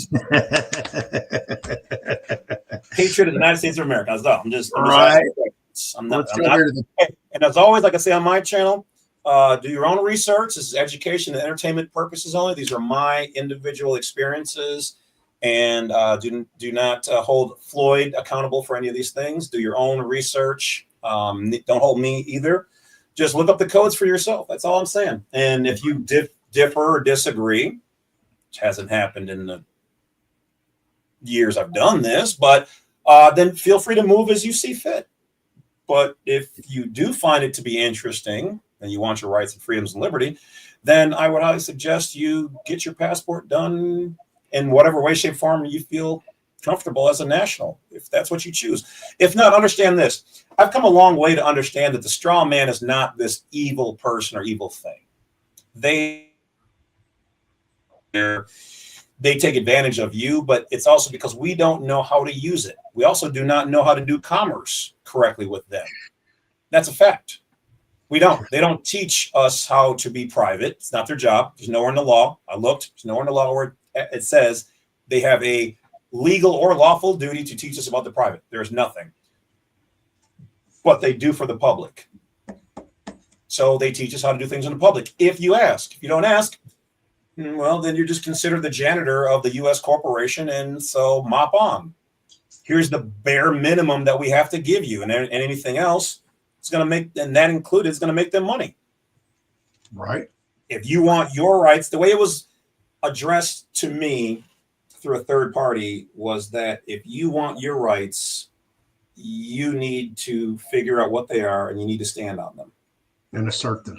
Otherwise, and assert them and enforce them, and then on, and then yes, all of it. And listen, if we discussed this earlier about police, law enforcement officers, peace officers that overstep their authority or whatever rights. Don't argue on the side of the road. Nope. Take your lump, and they are. Try to find the easiest way out of that situation. Be cool, be a non-belligerent, non-combatant, make sure you have everything right. And all you need to do is survive the moment, file your lawsuit. You don't need to threaten them with a lawsuit. Just tell them you reserve your rights. If you can memorize everything that's going on, record. Do not give them any signs of hostility. This is not, and I do not condone anybody to try to, though legally or lawfully, I should say, lawfully you're right, legally you're in the right position, But survive the encounter, be cool. These people are trained in such a way that they can perceive you as a threat, and that is not what you are, not what you need to be. So do not give them any reason or provocation. Record everything, memorize everything, and then you sue them or the municipality or both or whoever later on. It's the materials can be replaced and whatever else. We don't want anybody hurt or whatever else. But what the powers that be are going to have to understand is that we now know we, the people, are the power, and that we do have rights, and that even though they have abridged certain things and a lot of things were almost forgotten and covered over, they're still there. Common law is still real. Equity is still real. Constitution is still real. All these things are there, but we just don't use them a lot. But everything that they're doing is on top of the Constitution, on common law. Those things are all still there. That's the foundation. The foundation hasn't gone anywhere. They're just doing business on top of it. Right. Matter of fact, you get rid of those things and they can't even exist here. Yeah, exactly. Getting there. That's the thing. Let's run through some questions real quick while we over here. Sure. I've got a new member, Brian. I'll give accolades to him. Thank you for joining the 99 cents a month club. Hey, appreciate it. Yeah, hey, believe me, I don't even see that money. It's crazy.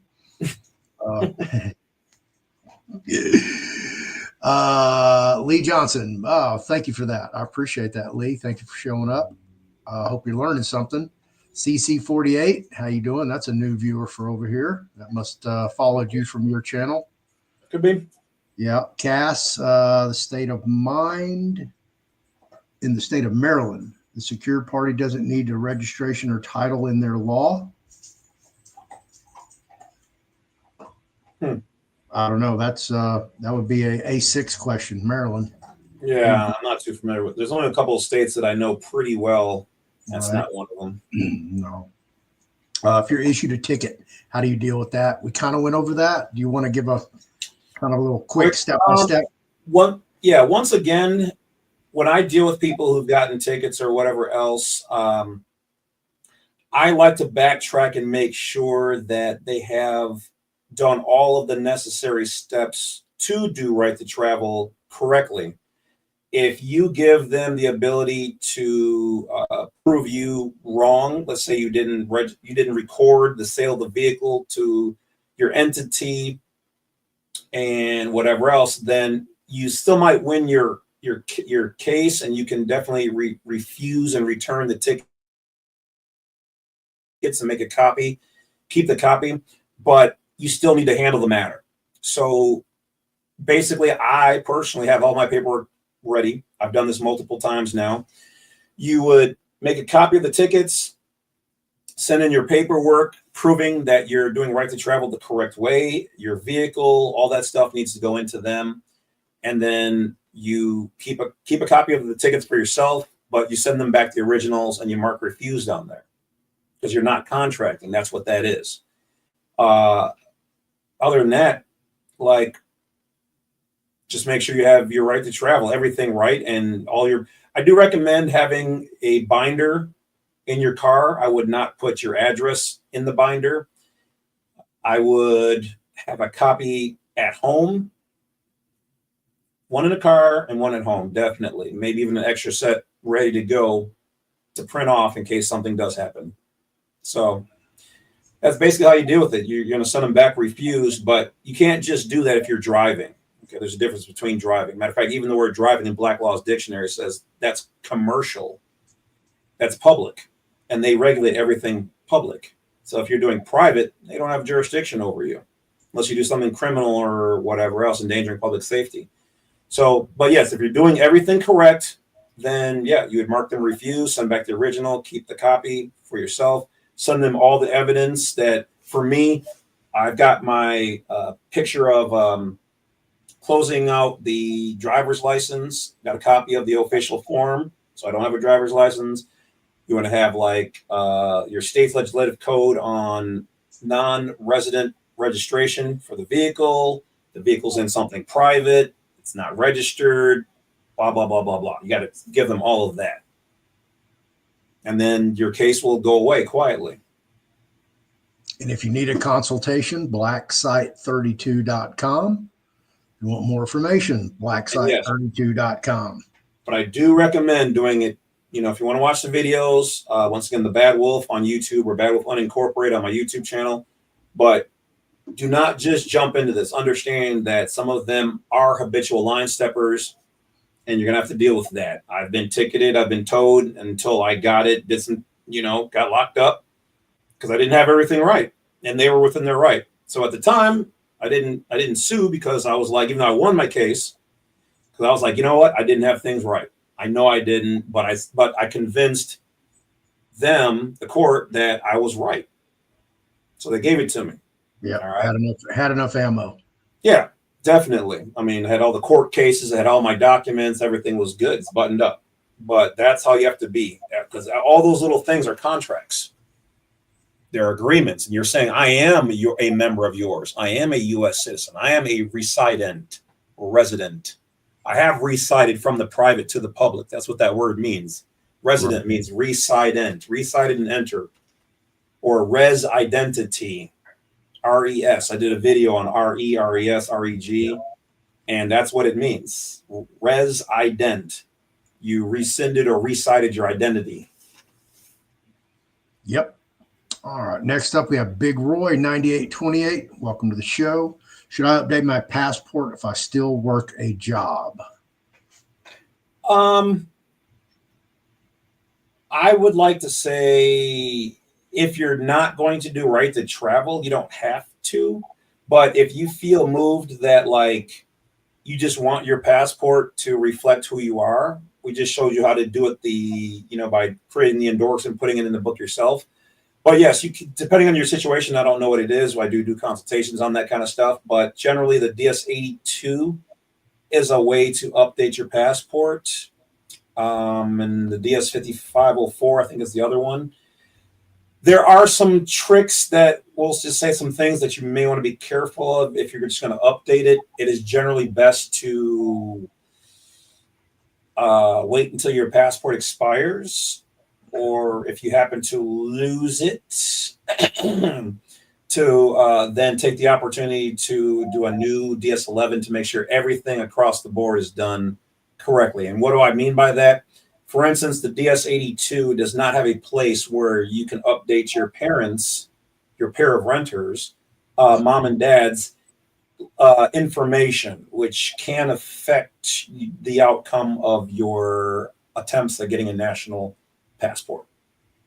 So if you have the opportunity to do a brand new one, I would do a brand new one. And what's weird, and I've said this to the Department of State many times, I know they can't really fix it, but some locations will let you update with a brand new DS-11, even if an unexpired DS-11 or passport book and card.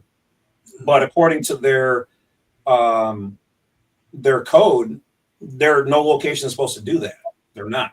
So some of my own people were throwing me off. They're like, yeah, they let me do it. I'm like, well, then run with that because the agents are not supposed to do that at all. I've read their stuff. I've learned a lot of interesting things, but you've been privy to a lot of inside information. So I don't think people really may or may not have heard some things. Yeah. Got some friends. Yeah. I've got friends who got friends.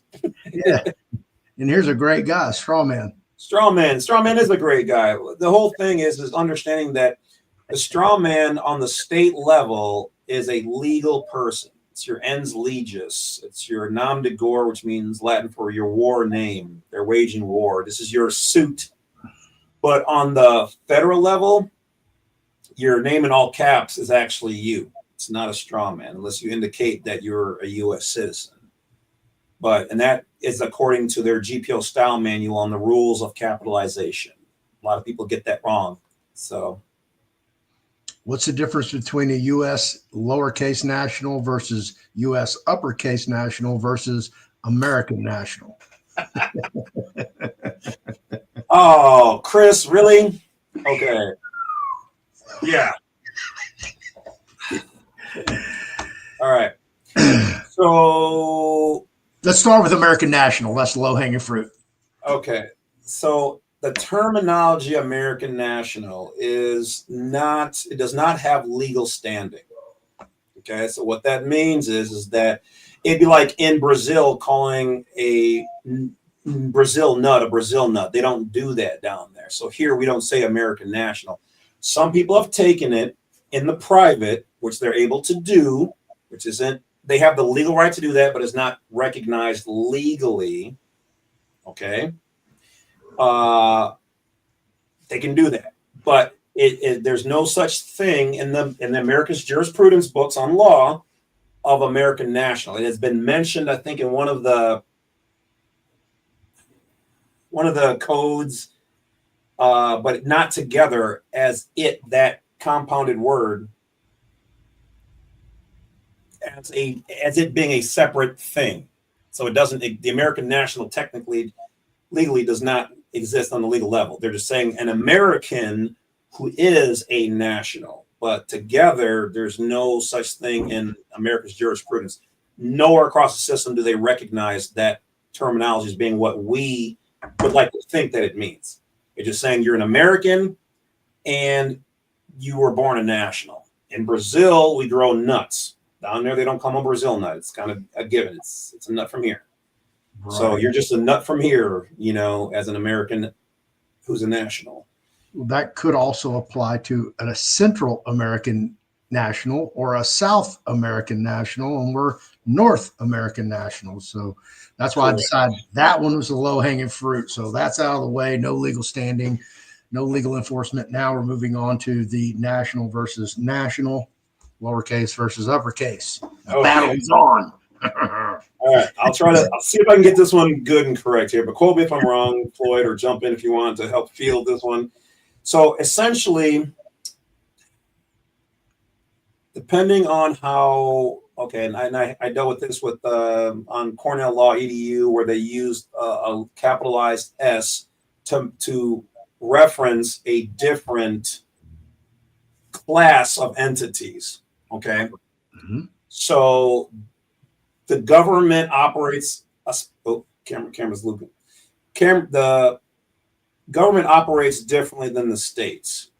Okay, so technically, U.S. national lowercase and U.S. national are the same thing, but the lowercase n is really supposed to be for we, the private nationals, whereas the uppercase n is supposed to be for nationals, believe it or not, from the District of Columbia. Because if you're born there, you're a national. You're still natural there. All right. Though they regard most of their people as U.S. citizens, but believe it or not, I believe they refer to them also as Washingtonians or something like that. Something like that, if I remember correctly. It's been a while since I looked up DC information. But they have their own names for their nationals. But the lowercase U.S. national, if it's at the beginning of the sentence, can be capitalized. All right. So what happened when I was on Cornell Law EDU, most people like to use the old code that I used to use, which I was guilty of, and it was the wrong code to use for a national. It was 8 USC 1101A 21, which states that a person owing allegiance to a state, but in proper grammar, and this is not my strong point in here, a capitalized S at that point in time would have referred to the the physical state,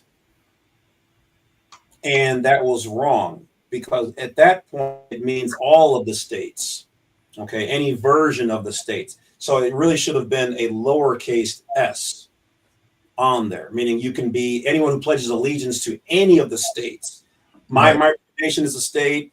Floyd's trust, nation, whatever, is a state. And that's why when people go, oh, well, you have to be a state to be able to issue or have licenses and whatever else. Depends on what kind of state you're talking about. Lowercase less means all of them. You know, the paper state, the physical state, your state of mind. I created something, this piece of paper stamped. Now that's a state. So it was supposed to be a lowercase s. And so when I made that mention in there that they weren't talking about specifically because it's a district of Columbia. It's not one of the 50 states. So they shouldn't be using a capitalized S or all capitalized Y's. It's not a corporate. It's not our corporate. So long story short, don't quote me, but roughly that's what it is about the differences. So essentially, they're all talking about the same thing. A real living person is what a national is. If you look at the word national and you take off the AL on the end, it says nation. So they're talking about you basically are a part of a nation, which means you're alive. Then you take nation and you take off the word ON, it's nati, N-A-T-I. That is for native. Okay? Native. So that means that we're all native to the area, and we're also Native Americans. From there, you take off the letter I, you then have N-A-T. N-A-T then is the root word for natural. So we're natural, we're Native Americans, and we belong to a nation. And all of us together are then nationals. That's what the word means.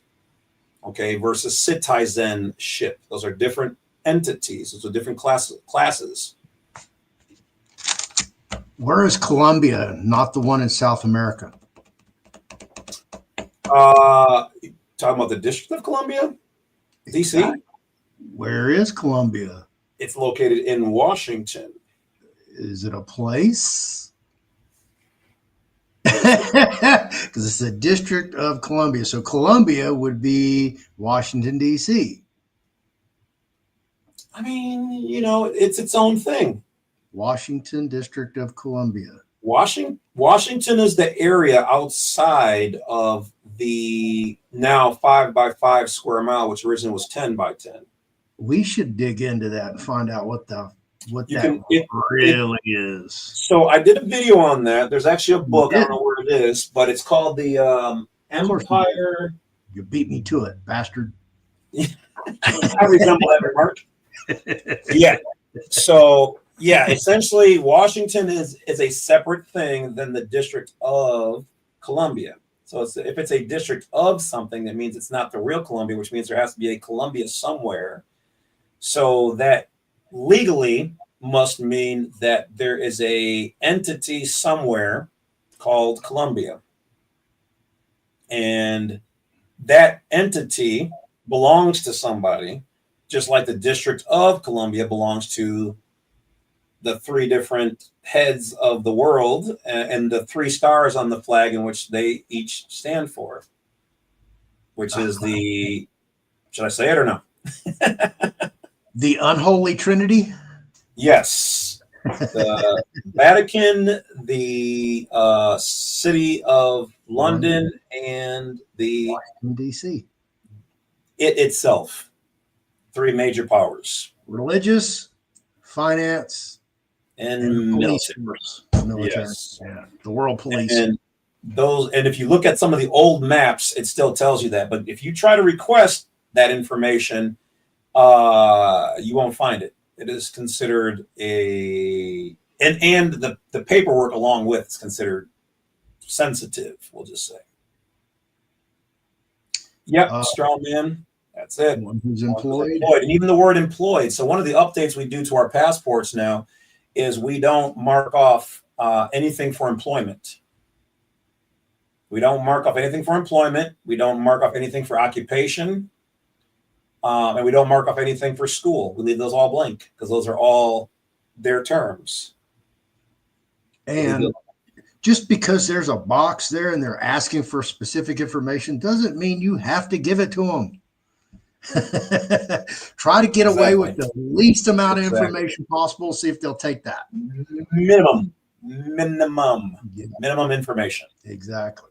Is it possible to have all of the legal entities within a business structure unincorporated? I've seen most successful use of both for-profit and nonprofit within their business structure. Yeah. I dealt with a multimillionaire guy multiple times. And trust me, these guys, you better know your shit. Okay, better know it. And I help both of them run parallel corporations, and one incorporated, one unincorporated. All right. And so to answer your question, yes, you can do that. You can have everything inside of your business unincorporated. That's how I do almost all of my stuff. I have incorporated stuff I rarely use. I won't go into specific business tactics here on it, but let's just say you should research why using the public is good and the private is good. They have benefits. And what we generally teach for educational purposes only is that how I believe the founding fathers, well, the founding fathers didn't want us to use anything with corporation. They really did. That's why they left. They came across the big pond. But my thought is that the way the system that is now here, kind of like a tumor, should be operated is to use it for its benefits and minimize your usages with it. So there are benefits to the public and private, the incorporated and unincorporated, and you can utilize both of them in a synergy way. Right. Okay. All within the merit of law, all legit, all that stuff. But you have to make sure you have it all right. And I've sat on the phone for hours with very stupid, less informed individuals at the IRS. Boy, talking to some of these government people is.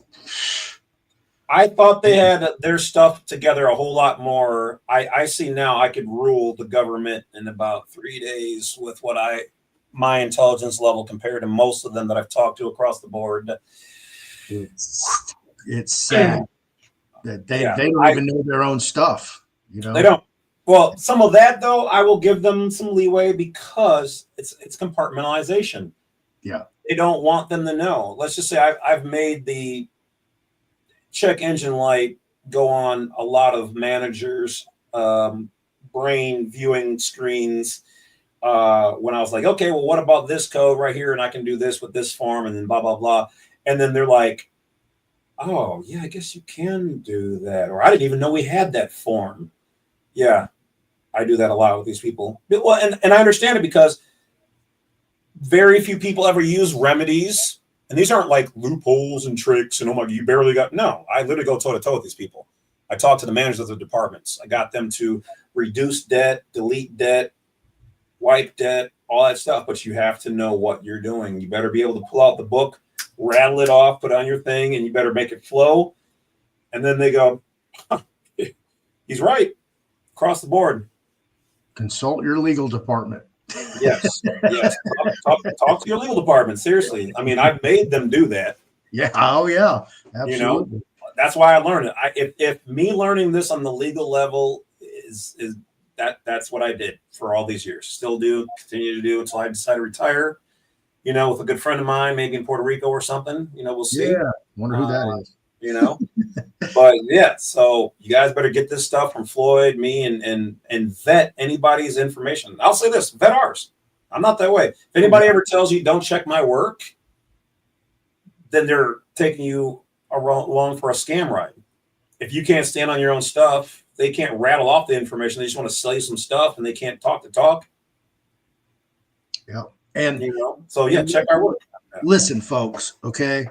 I've been doing this a long time, and I don't even consider myself, knowledgeable or an expert, simply because there are so many different laws, treaties that you have to study. James got enlightened at a very early age, and he's been on this mission ever since. Before we get to the next comments and questions over here. Yeah. Tell everybody, and I know you use 1-308 on some of your documents. I don't know if you use them on the tickets, but tell them how you got entangled in the whole private sovereign process. Shebang. Yeah. So yeah, I do use the UCC 1-308s. I also put that on the tickets as well. If you want to piss them off, you can also put on their non-negotiable. Let's just say they don't like that at all. Generally, I do that in red to show them where I'm standing. But yeah, I do use that on there. I have a stampers in there. Anytime they send something, it's, so I don't even think about most of it all the time. I'm like, oh, that's cute. I got a new one. Here you guys go. Have a good day. Use my stamp. Yeah, I get to use my one today. Sweet. So I got started when I was 9 years old. I know that sounds weird to old people, like 9. What do you mean? So not that 9, but I was 9 years old and I was in Boy Scouts. I went on to become an Eagle Scout. So yes, I'm an Eagle Scout. And my Scout master was a retired military professional who knew a lot of this stuff. I didn't know any of this stuff existed at all whatsoever. So I kind of give him some of the credit for bringing me in, because he would teach us a lot of stuff. And I still actually have my old Boy Scout book. It's actually right there on the shelf. And of course, Boy Scouts talk about everything American, and then what's like not, right? So one day, my Scout master and I seen, and this is going to sound weird to some of you guys, so believe what you want. This is all education, entertainment. Individual results may vary. Do your own research. But I seen the American flag with gold fringes on there. And I always used to call that the pretty flag, or the golden flag, right? Sure, you guys have seen it in various courthouses and certain places. When I seen that flag on the flagpole, I told my Scoutmaster, I said, we got to salute the flag, because our book, every time you see the American flag, you salute it. Okay, I think it was what, two fingers? You salute it, or 3, whatever it was, I don't remember. And he decided to basically yell at me. He said, "Don't salute that flag. That's not the American flag. That's the corporate flag of the United States Corporation located in the District of Columbia under UCC 3-907, location of the debtor, letter H, blah, blah, blah, blah, blah, blah, blah." And I said, what do you, no, UCC 9-307, excuse me. And I was like, I don't know what you said. I mean, I'm literally 9. And but I was very smart at 9. And he goes, look, "You're not going to understand any of this, but that flag," and he was in the military. He was one of their officials before he passed away. God rest his soul. And he said, "That flag is a military flag." And I said, "But it looks like the American flag." He's like, "Yeah, I know." He goes, "But it's not what you think." He said, "So just do not salute that one." So I said, okay, whatever. Well, the way my brain works is I love mysteries. So I decided since that point in time to ask my social studies, if you guys even are taught social studies anymore. I asked them about it. Then I went down and did this to the library, and I said, "Hey, can you tell me anything about this flag and whatever else?" So many years later, I discovered, now you can believe what you want to believe, that the flag with the fringes is only to be used indoors. The real American flag under Title IV is flown outside on a flagpole and bolted to the American ground. Not the other one. The other one is movable. Come to find out that one on the flagpole outside, represents America de jure, equity, and it's immovable, like the United States of America, and that is America. Anywhere where that flag is America.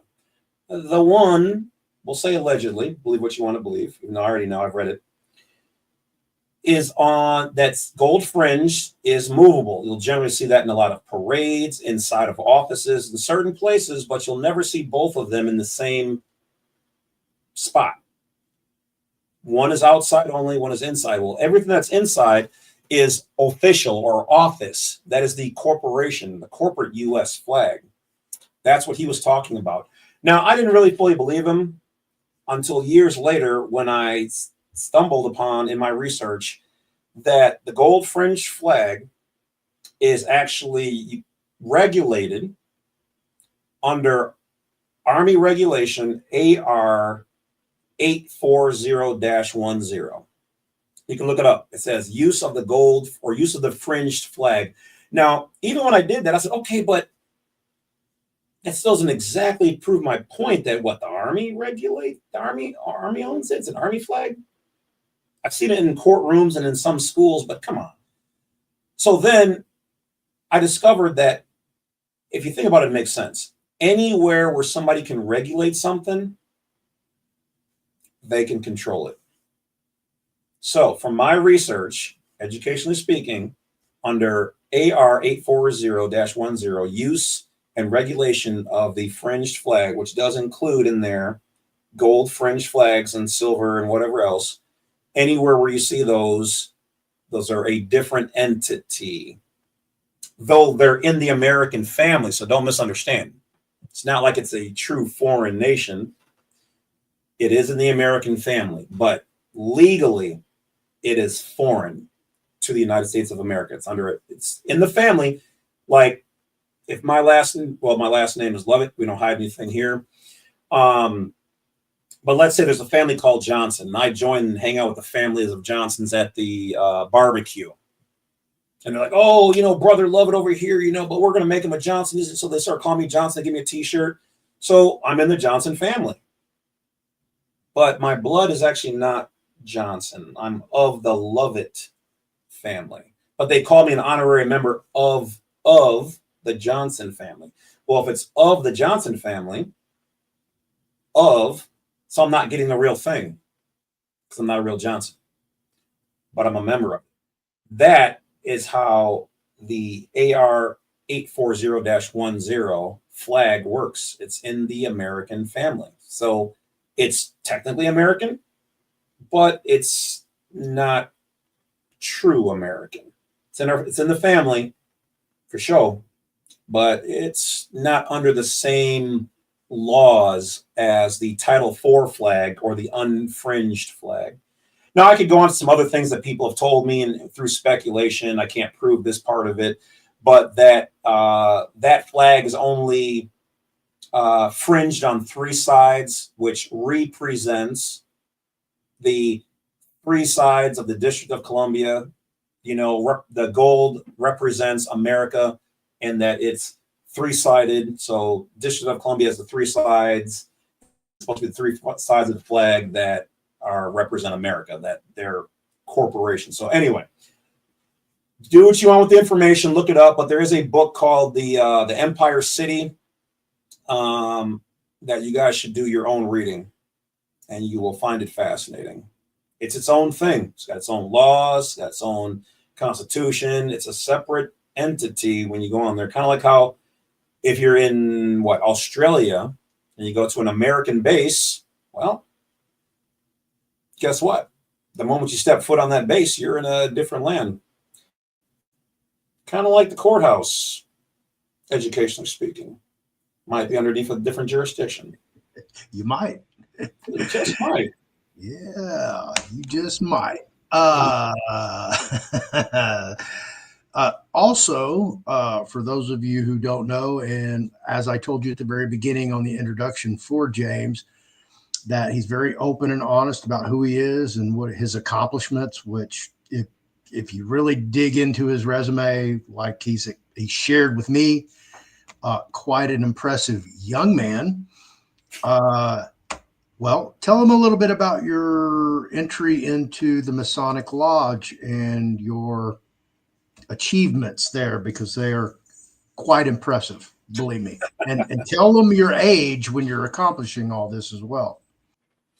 Oh, man, you're going to put me in a spot like that. So I joined it, I don't even know how to start this, really, Floyd.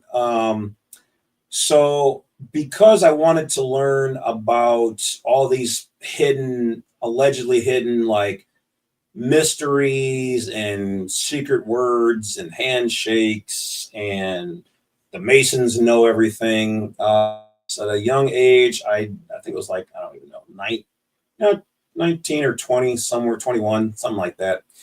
I stumbled across all these guys who had these rings on or whatever else. So I wanted to know more about that, mostly because they had like these, the square and compass and the color blue, and everybody talked about it. They know everything. They're taking over the world and also their stuff.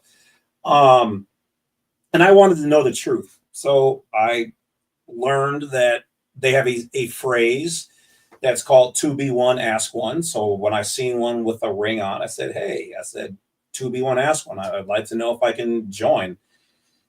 I totally didn't think that they were going to take me seriously, because all the stories I've heard, oh, they don't take black people and this and that and whatever else. Well, they did.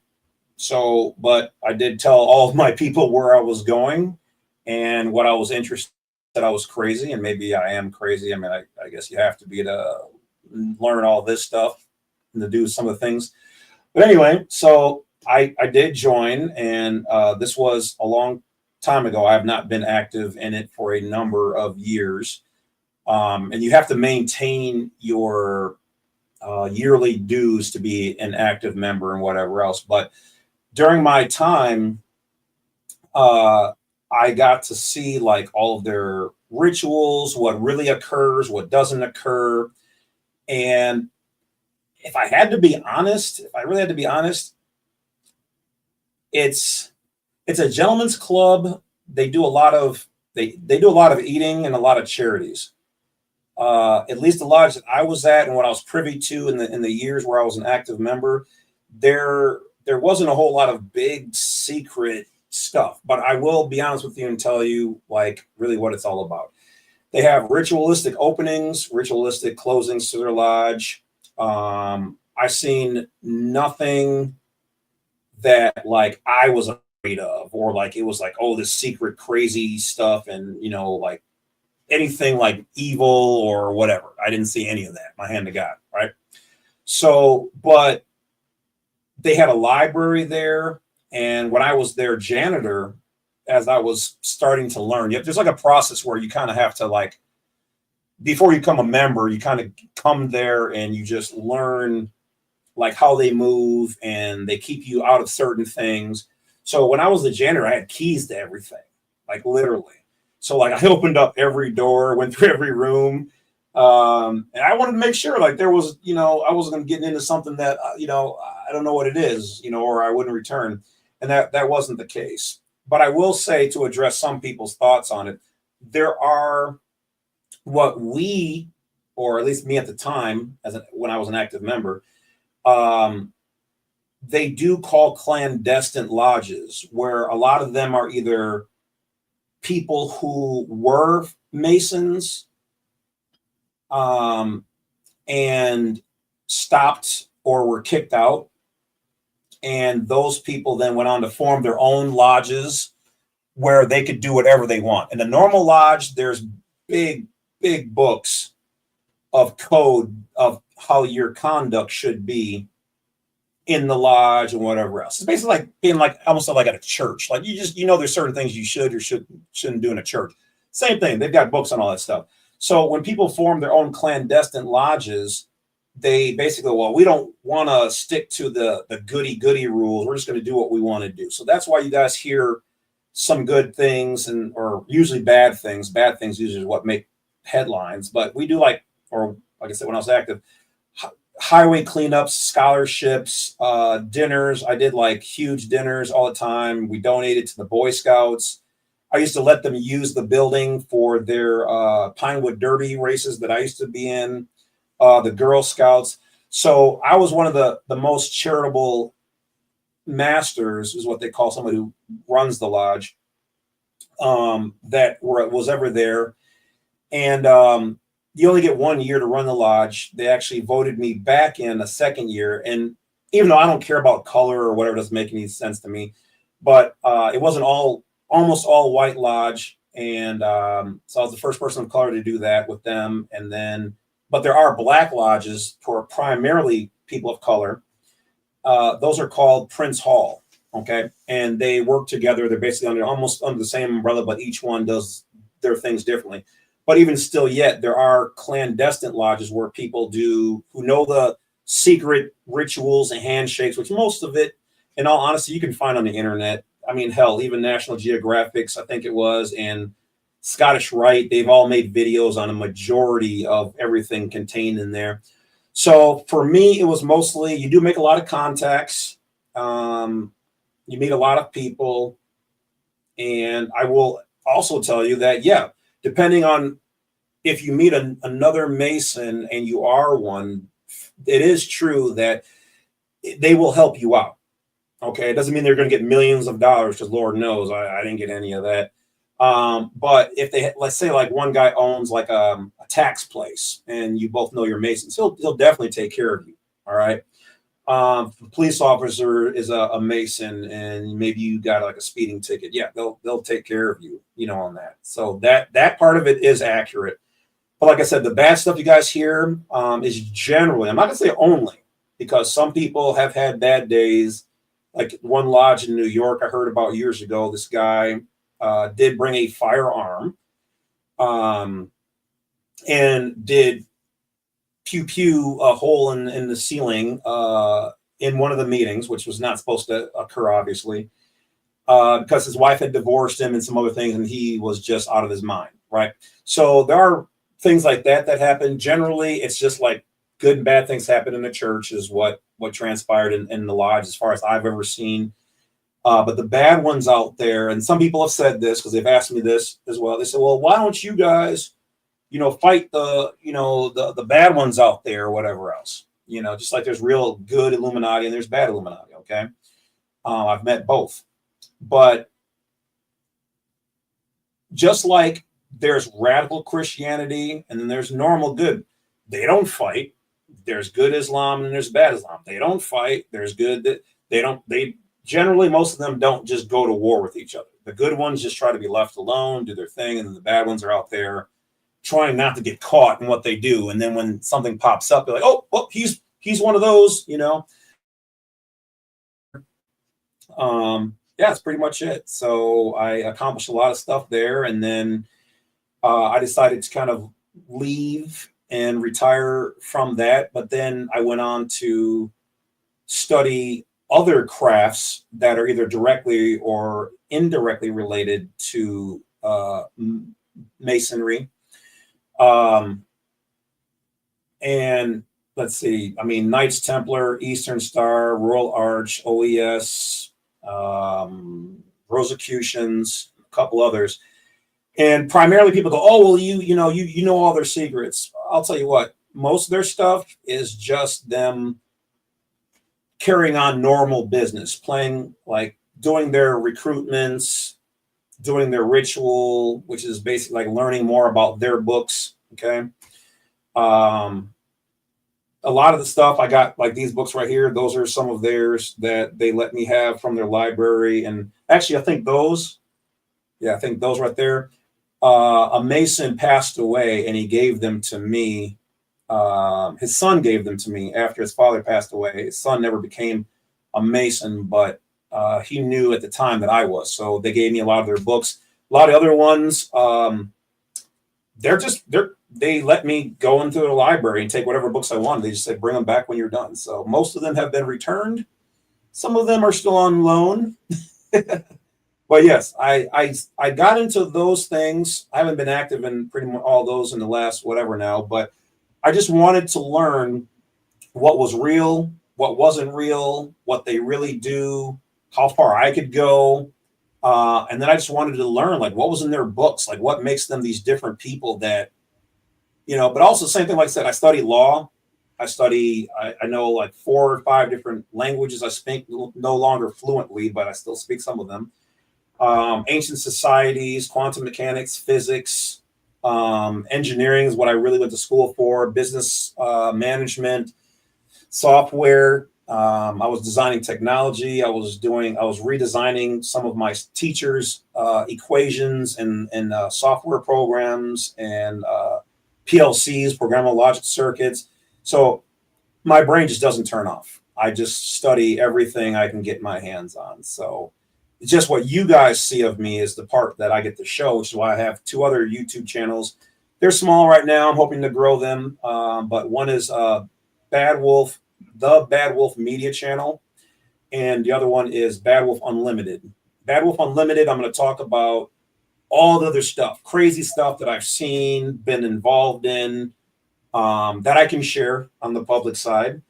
And Badwolf, the Badwolf Media Channel, I'm going to talk about things on the news.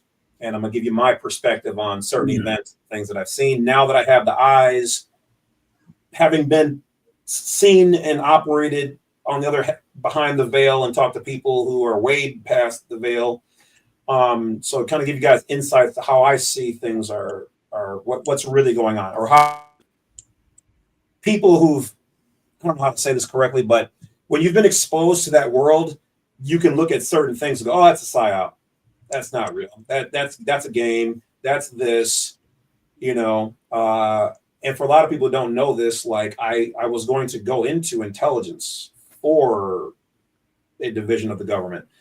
And they wanted me, trust me, but I said no. And because I didn't want to be owned, and I didn't like the things I was going to have to probably do, you know, so I didn't. So they know who I am. It's nothing new. They've been keeping an eye on me since I was 19. You don't have an IQ over 160 and they just go, oh, you're cool. You know, that's why they watch my channel, the Cornell Law. You don't correct Cornell Law. They are the law library. Pretty much. You don't tell them they're wrong. You don't tell the government that they're obfuscating certain information by not having this standing available for people. That you don't do that, right? You know.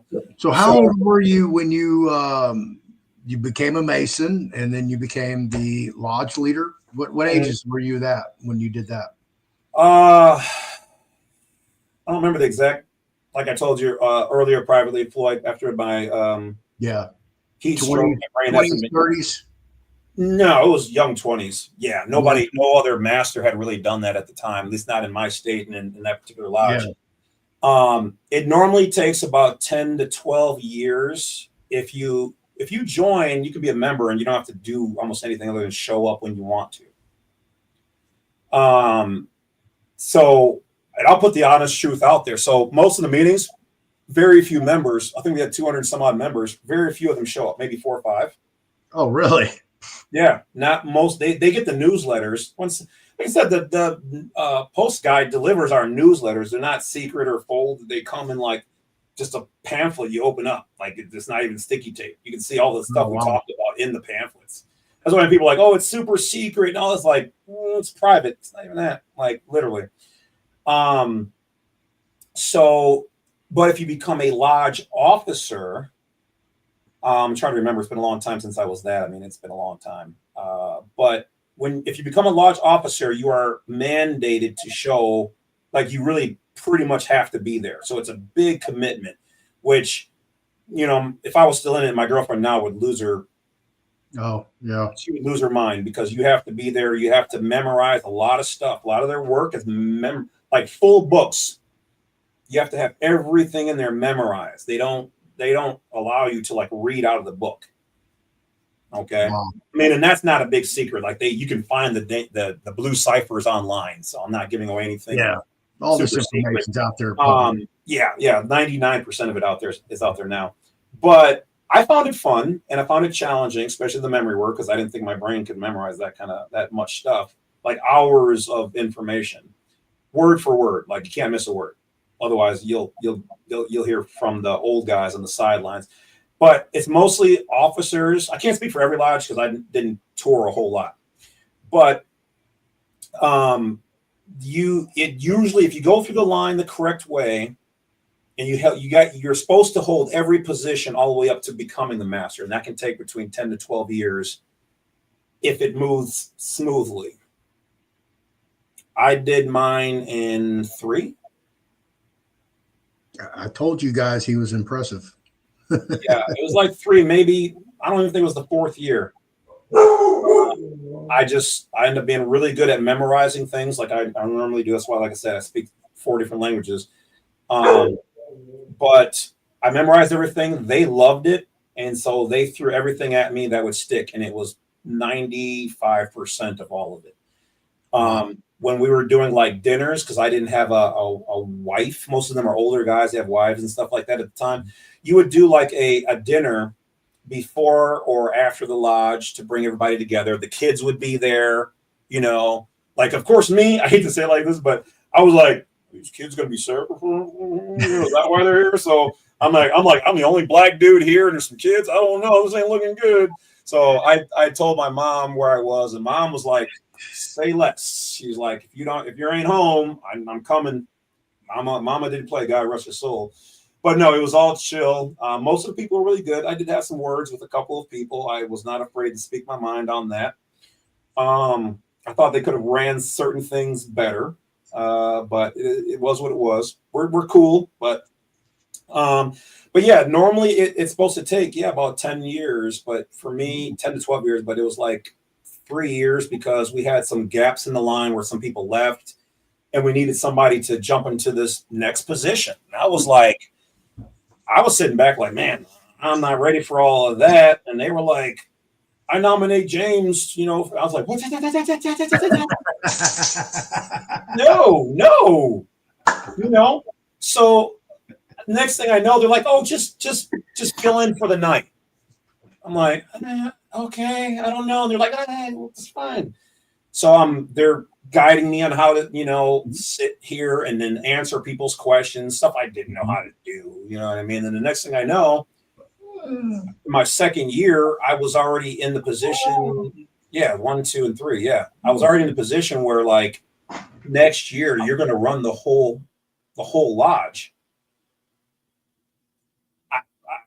I didn't know how to do that, so I studied and did my best. I don't think I put on the best. Well, I'll say this: I personally don't think I put on the best performance in my first year of doing that, and you're supposed to only do that for 1 year. But apparently I did, or at least to the other groups. See, you also have to be recommended. All the people have to vote who they want.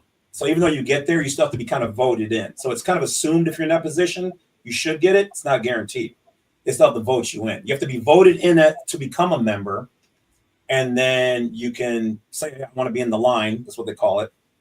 And then they still have to vote you in as master unless somebody wants to basically battle you for, which almost never happens. Nobody. And the guys, they don't do that. But the other people in the lodge who have their other groups that meet there, they don't have direct say so, but they can kind of say, yeah, we really would like to see you there, which kind of goes a long way. So yeah, my second year, I was smooth as silk. I knew what to do. I knew how to move. I knew, you know, all the stuff. And they wanted me to go for a third year, but I turned it down. Looking back, I should have taken it because I would have been the only person to have done 3 years in a row. But I passed it up to let another person get his second year in. And I think that was their 100th. So that would have been huge and cool. So I should have, I should have taken it up. And then, like I said, after that, I had done everything there and I had learned everything I needed to. I had their books. I could still go up there and ask them for the books and whatever else they'd given to me. But then I just kind of dropped out. And I was just like, you know, I'm good. I want to start my family. And, you know, that was like 10 years ago. I had my son. And then I didn't have time for all the memory work and meetings and mandatory this and putting on those things. And, you know, there was one time where I was doing the dinners and I was cooking for like 80 people by myself. You know what I mean? Like we would have between on the low end 75 people. And I kind of helped to bring the members in because I was like, I'm going to be cooking like rib dinners, pork shoulder dinners, you know, stuff I know how to do, fish. You know, I did some Italian dinners and we did shows and all this brought the people in, the family. We would do fish fries. I mean, we had record sales. Like, I mean, my years, I mean, I really worked hard by myself, but yeah, I would get off from school. I was in college at the time. And, I would just go right to the building. I had keys, you know, I had keys to everything and go in there and I would start making dinner for about 80 to 120 people by myself. You know, I just don't have the energy anymore. And I did everything I really wanted to do there. And now the younger people there can run it and do what they want to do. And I thought about going in there and, just kind of checking in, but definitely not being active and all that kind of stuff. But I Right. learned a lot. And then that opened the door to other people in law enforcement and other things, people I would normally never meet. And then I can't mention certain people's names, but the one guy who defected from the Illuminati, uh, uh, You've had Leo, him on your show, haven't you? yeah, Yeah. Leo Yeah. Zagami. He's Mhm. very open about it. That I wouldn't have met him if it wasn't for all that stuff. So it just took me down some paths that I didn't expect, but I've always kind of wanted to, see, somebody like me who kind of grew up in the inner city, and then we kind of moved out to the outskirts, not still in the city, but on the edge where it's nice. Right. I always heard about people, uh,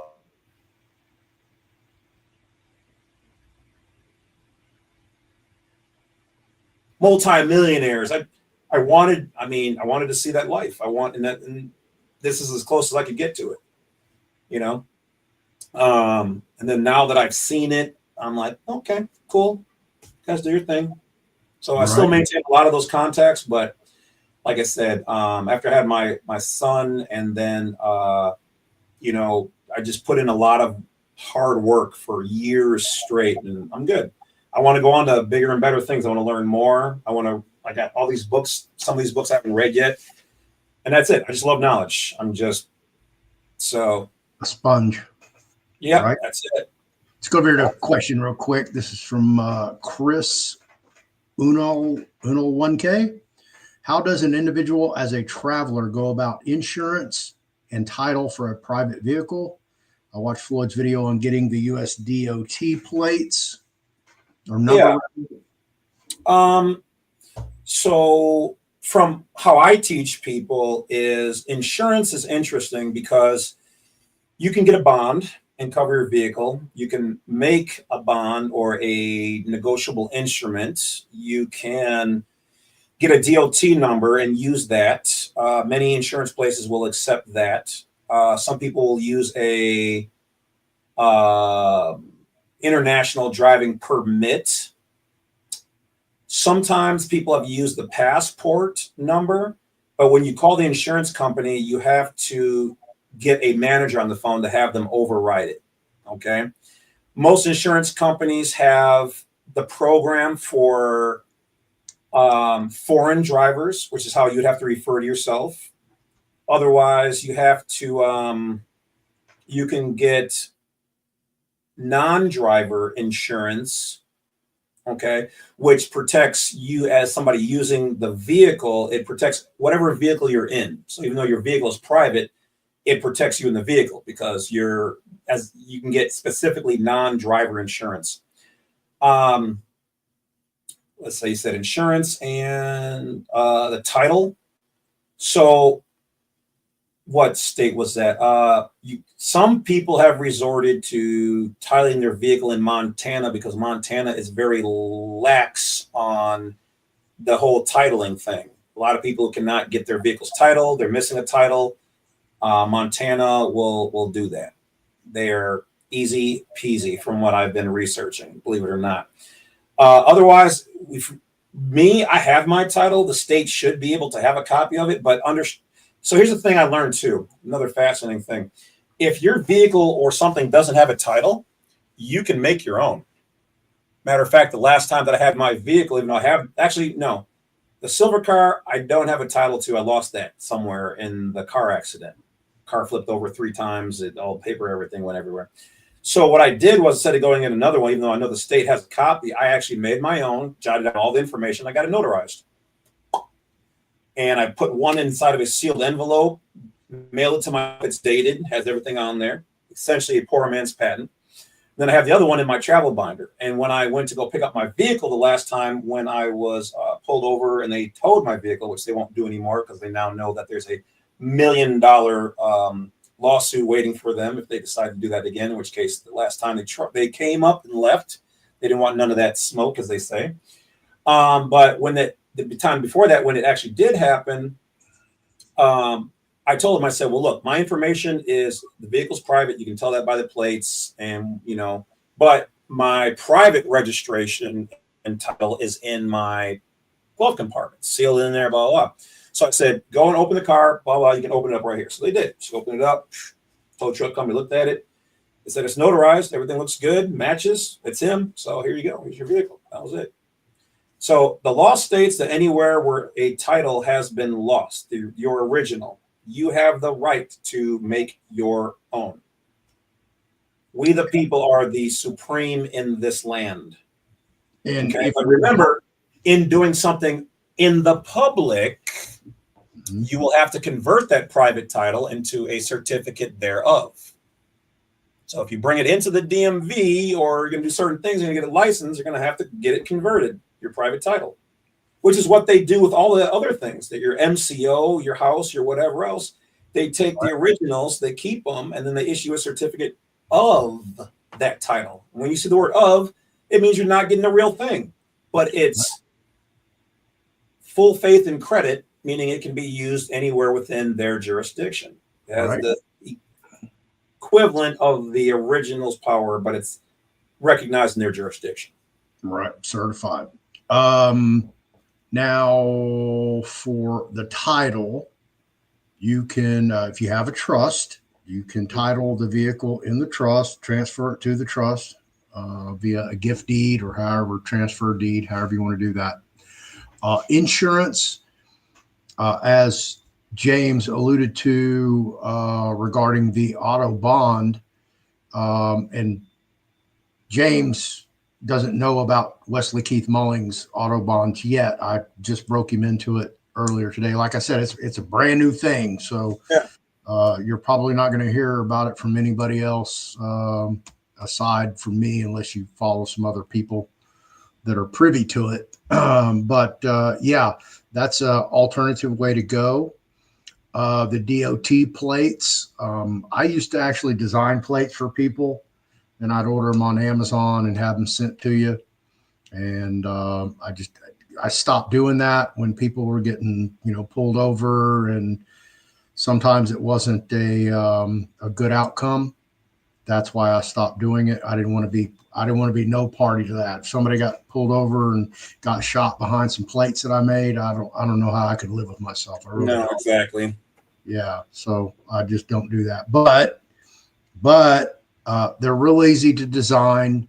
If you want me to design some for you, I'll design them for you, and I'll send you the file. You go order them. You go put them on your car. I'm not responsible for anything beyond that. I'll just design them for you. I'm just making a design. A comma after your Christian name. Should you separate the surname? So you're getting into quantum grammar, okay? Or quantum syntax grammar. In the nutshell, what it is that if you use primarily your first name and last name, it's considered a legal person, especially on the state level and lower. Then if there's possibly conflicting names, then they're to accept the middle initial. And then if there's conflicting with the middle initial, then they are to accept the full middle name. To separate yourself from any variant of your legal assumed name, I like to call the legal name the assumed one, but your legal name, the use of proper, and this comes from David Wynn Miller, proper English would denote that you use, you separate the name, comma, colon, like James, comma, Charles, comma, of Lovett, something like that. As I was researching it, because when you do that, you're changing the name out of the legal standardized format, which then makes it something private and foreign to them. In quantum syntax grammar, that presents and remember, if you're living, you're always in the present, especially with quantum syntax grammar.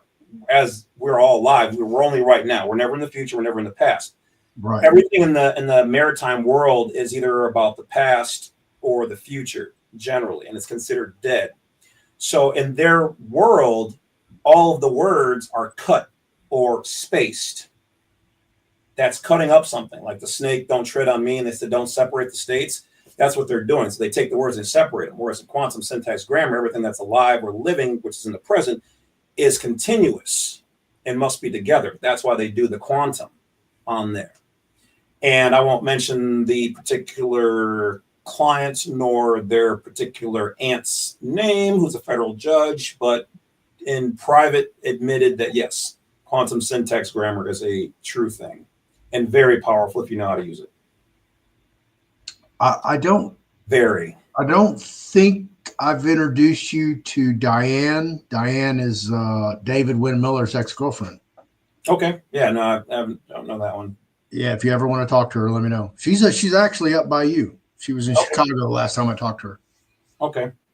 Yeah, I think when before he passed, he was a Wisconsinite. So okay.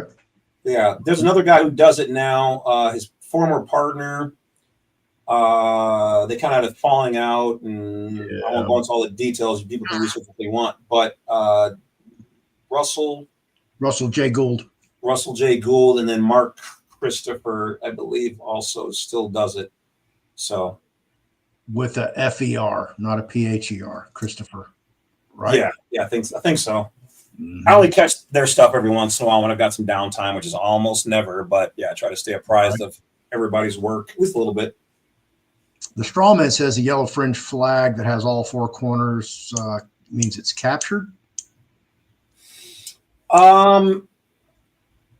That I've never heard. I know that David Windmiller and Russell J. Gould talk about capturing the flag. The original flag. Yeah, the original one. I can't give you much on that one other than what I said earlier as far as speculation.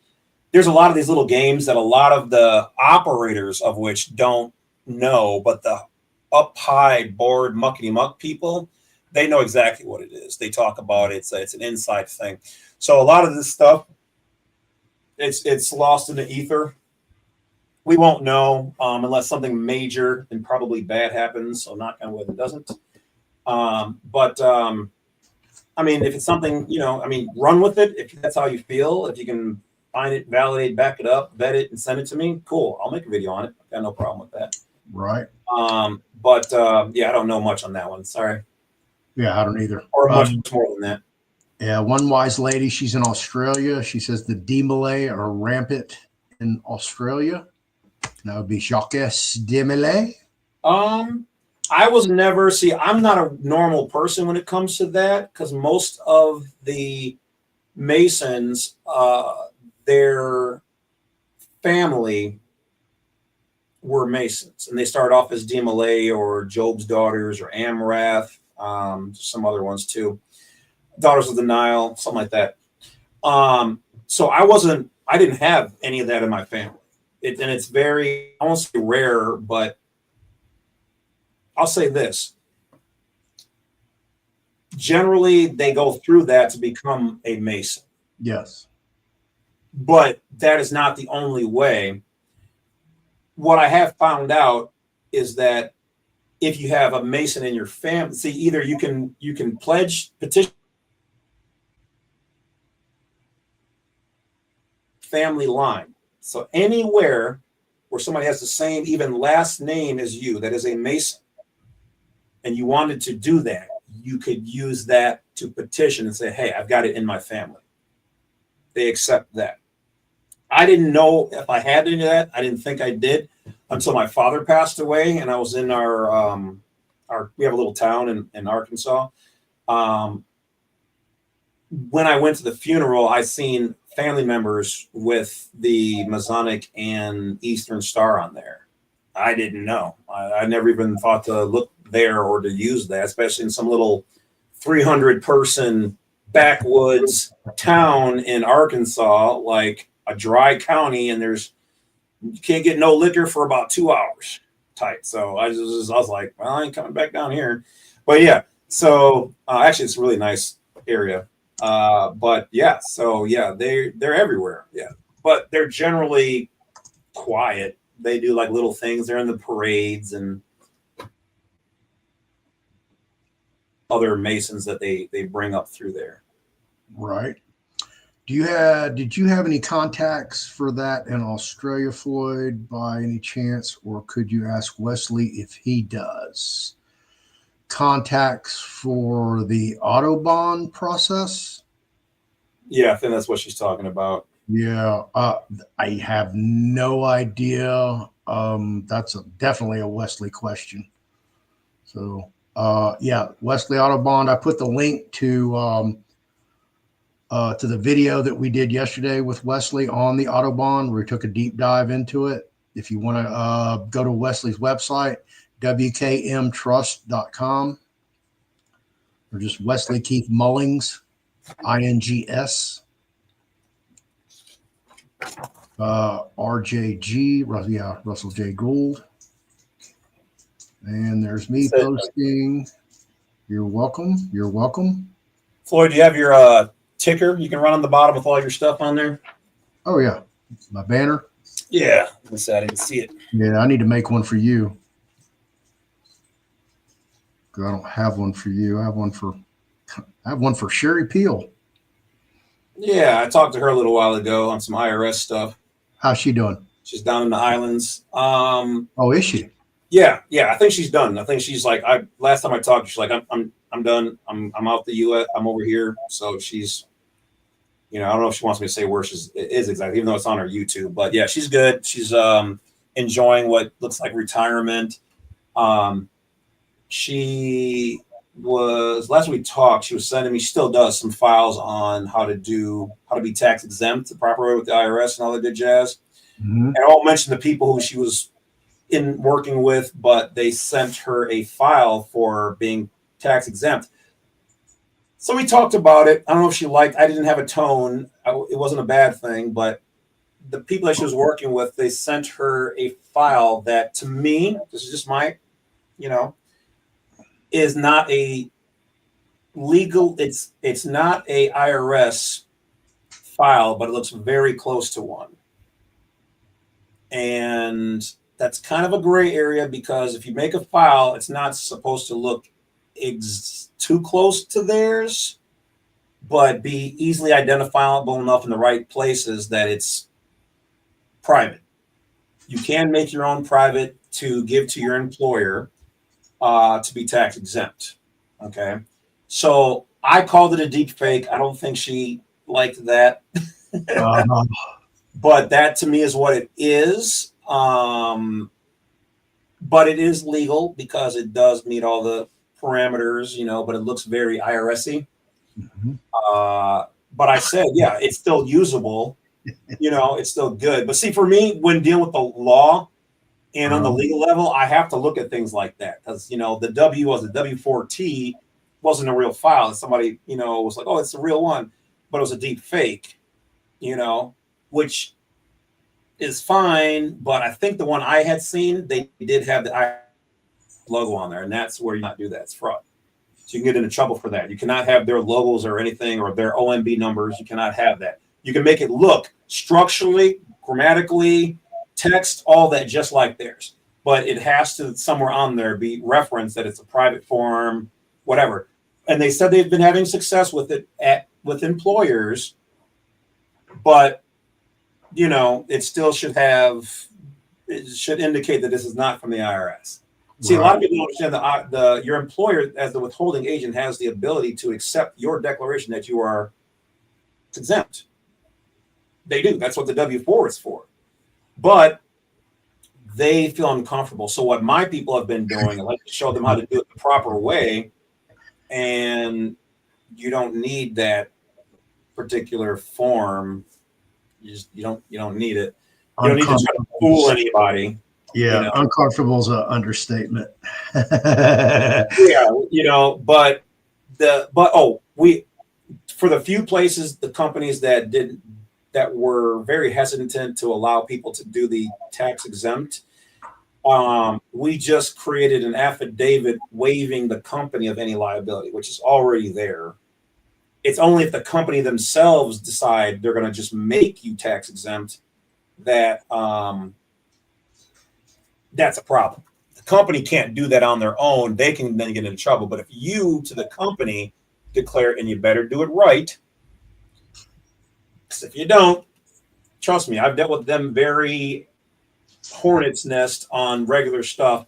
I've helped people with legitimate, their taxable issues and tax exempt, all between there. We've gotten 95% of them all through just fine. But man, you have to be sharp with these people, because some of them ain't sharp, and the ones who are sharp are very sharp. And so, but we've gotten them through. So I just had those people make a waiver, create an affidavit of liability when it comes to IRS, and then they were good. They're like, okay, if you sign a waiver, we'll do it. So yeah, I mean, the as I call it, the deep fake. You can do those as long as you do not have an IRS logo, insinuate that this is IRS, or have their OMB numbers. Everything else you can copy, but you cannot tell them this is an IRS form. So yeah. Hopefully if she watches this, like, it's all love. I didn't mean any bad. It's just my brain goes right into, that's not a real one. It's not a real, you know. And you're like me. I think the criminal angle. How can I scam that? Yeah, I don't have the scam gene like my part of my family in Arkansas does. I don't have that one. So I have to play it all 100% on the up and up. You know, right? Now, in my experience dealing with that issue with human resources on the taxable level. Mm-hmm. In my experience, I found that when you're dealing with medium to large size companies that have a very experienced and well-staffed human resources department, and like we were alluding to with the law enforcement going to seminars and doing the breakout rooms, HR does the exact same thing. They have big seminars, they go to the breakout rooms, and they show, hey, when you see this document, okay, this is fraud, blah, blah, blah, blah, blah. First thing you want to do, label you one of those SCs, and, you're off to the races then. I've seen, I'll say this, a majority of how we do it has gone through no problem. I would easily say 8 or 9 out of 10, no problem. I have seen small mom and pop, medium, and worldwide be like, no, but in general, but very rarely. Most of them go right through because we know how to do it the right way. We've got the IRS code now for tax avoidance. You know, they try to hide that code. You know, we know what that is. We know how to use that. We now know what form is real. It's not the WABN can be used, but that's not really the appropriate. Well, let me say this. The WABN is good, but the better one is the 15103. All right. So I have a video on how to fill that form out on my YouTube channel. The WABN is fine if they accept it, because really all it is you need something that your employer is comfortable saying, okay, we're going to, and here's really the big secret behind being tax exempt as a national at your job, is having them redo the W-4 or giving you the new W-4 to update and putting 0, which the IRS considers and calls the 0 file list, to be tax exempt. As a national and a U.S. citizen, we have the ability to operate in either public or private, taxable or tax exempt. I did a whole video on the history of the Social Security number, where the Social Security number was never supposed to be used as a taxable number. EINs were. That's what they were created for. However, certain people in the District of Columbia and Congress wanted people to have the ability, I don't know why we would, to be able to elect to make a gift offering while using our social. So they enacted the law that says the social can be used. And today they can even say the Social Security number is generally used and is taxable. Generally does not mean 100%. Right. So if you make an election, that's why we do what's called a revocation of said election. But the Social Security number is by creation not a taxing number, but you can use it by law to declare yourself to be taxable. So yeah, it's all in the books. Like I said, I'm just going to sit down and read. No. Oh, we're not supposed to read? My bad. No, nobody can read anything. Okay. Reading is fundamental. Don't read. Why would you want to do that? Just Hail Hydra. Get a piece of paper, write whatever you want on it, and file it. And suffer the consequences. Hail Hydra. We've got one of those awake people here. Right. Absolutely. But so, yeah. When are you going to start your seminars project? Well, the seminars are already up and running. So those are on jamesclovett.com. Those are ready to go. I sat down my down health time because I can't stay not busy. So yeah, it's hard, isn't it? So all those videos are up on jamesclovett.com. But what I was talking to you earlier about as well is that we're going to be doing conferences where we're going to be finding people out there with various legitimate, solid, proven services that want to help people in various, I'm trying to be careful, various ways that are proven to help people that are alternative or have, like you said, with Wesley, who does bonds and things like that. So as I find people who are legitimate, have a good service, and like your pet people, things of that nature. Also like Ann LaFleur, who does trust and stuff. I'm going to try to get some people like that together who we could set up a conference where people can ask questions. Each one will get about maybe an hour and a half, and then they can share experiences and they can then pitch their products or services to the people.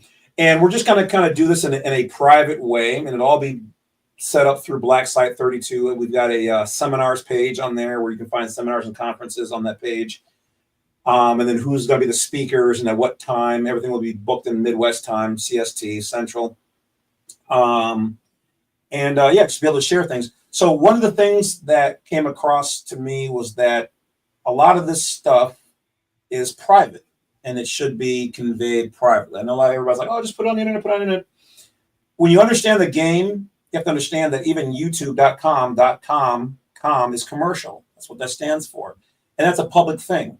So they want us to play the game better. So let us play the game better. If they consider certain things that we can't talk about on YouTube or on Rumble or TikTok or whatever else. I mean, I've got multiple Facebook channels. I've got multiple TikToks. I got multiple Instagrams because there's certain things they don't want you to say. Just one or two keywords. And they're like, nope. So let's stop doing things the wrong way. Learn how to play your piece in this chess game. If they consider that stuff private, then go private with it. And they don't have anything to say, and we're all doing business the correct way. Like I said earlier, for the most part, most of them are really just trying to teach us how to play the game. They're telling you you're doing something wrong. So do it the right way. Go private with your stuff. Without telling you. Yeah. They've taught me over the years. They've emailed me. They've posed as clients and did consults with me. I've had other indicators that, hey, look, Wolf, look, man. All right, you're messing up business here on the public side. You're leaning over my fence. Stay on your side. Stay in the private. Do it the proper way. You want to talk public stuff? Come on over anytime. The water's fine. So that's what one of the other things they've taught me in doing this. That's why Yep. They do what they do. They do what they do. That's a statement. If you move your piece, if you move your chess piece right, you don't get your hand slapped. We'll just look at it that way. Yep, absolutely. So so for those people who do have things, and like I said, Floyd's viewers, if Floyd vouches for you that your service or product is good, and me and Floyd will talk another time on some stuff. But yeah, people will be welcome either on my platform or in the conferences, and then we'll be able to talk about things that they say we shouldn't talk about in the public. So we'll go private. They want us to be private, we'll be private. That's all there is to it. Absolutely. Yeah, I was even thinking, remember when I did my high noon show when I had everybody and did a whole week's worth of programming? I was thinking about doing that again, but setting up a whole studio I had the unit when I was a director for Texas high school sports, and where you can run ads and do the graphics and everything. So I need to get one of those machines. But I was thinking about doing, just running a network. People come on, do their show at their scheduled time and run commercials, move on to the next one, and then get big sponsors to, not particularly sponsor a host or a show, but sponsor the network. Okay. So, yeah, I've thought about doing that because, I'm in front of my laptop all day, every day, Yeah, I'm usually in this room, even when I'm on my days off. I'm like, I'll walk by, I'm like, hey, let me just see what's going on. Let me just. It's hard not to do anything. It really is. I mean, I've always wanted to be in this position, so I feel very blessed to be in it, and to know wonderful people like you and your great viewers and mine, and then the other platforms I've been branching out on. It is a lot of work. It's way more work than people think. It's not just turn the camera on and, hey, here's some stuff. And then, the time. So, but yeah, I want to transition into, there's more stuff I want to learn for my main channel. I want to get the other 2 channels going as well. So I have another outlet to use other parts of my brain. Not anytime today or soon, but I'm not hire my main channel, but I'll pop up when there's key things to do it, for that. I want to build out the other ones. And then, just kind of, like I said, it's not me retiring or easing back. It's just, I've done a lot, put a lot out there, and I want to learn some new stuff. So I kind of want to take some more time for me to read through a number of these books here that I haven't gotten through. And if I find fire information, then I want to be able to share that. One of the other books that I got is the Federal Rules of Civil Procedure. I want to teach people how to not be afraid to sue in federal court for their rights. I want people very comfortable with that. The other book I have over on the left there, let's see if it'll move over. Come on, this one.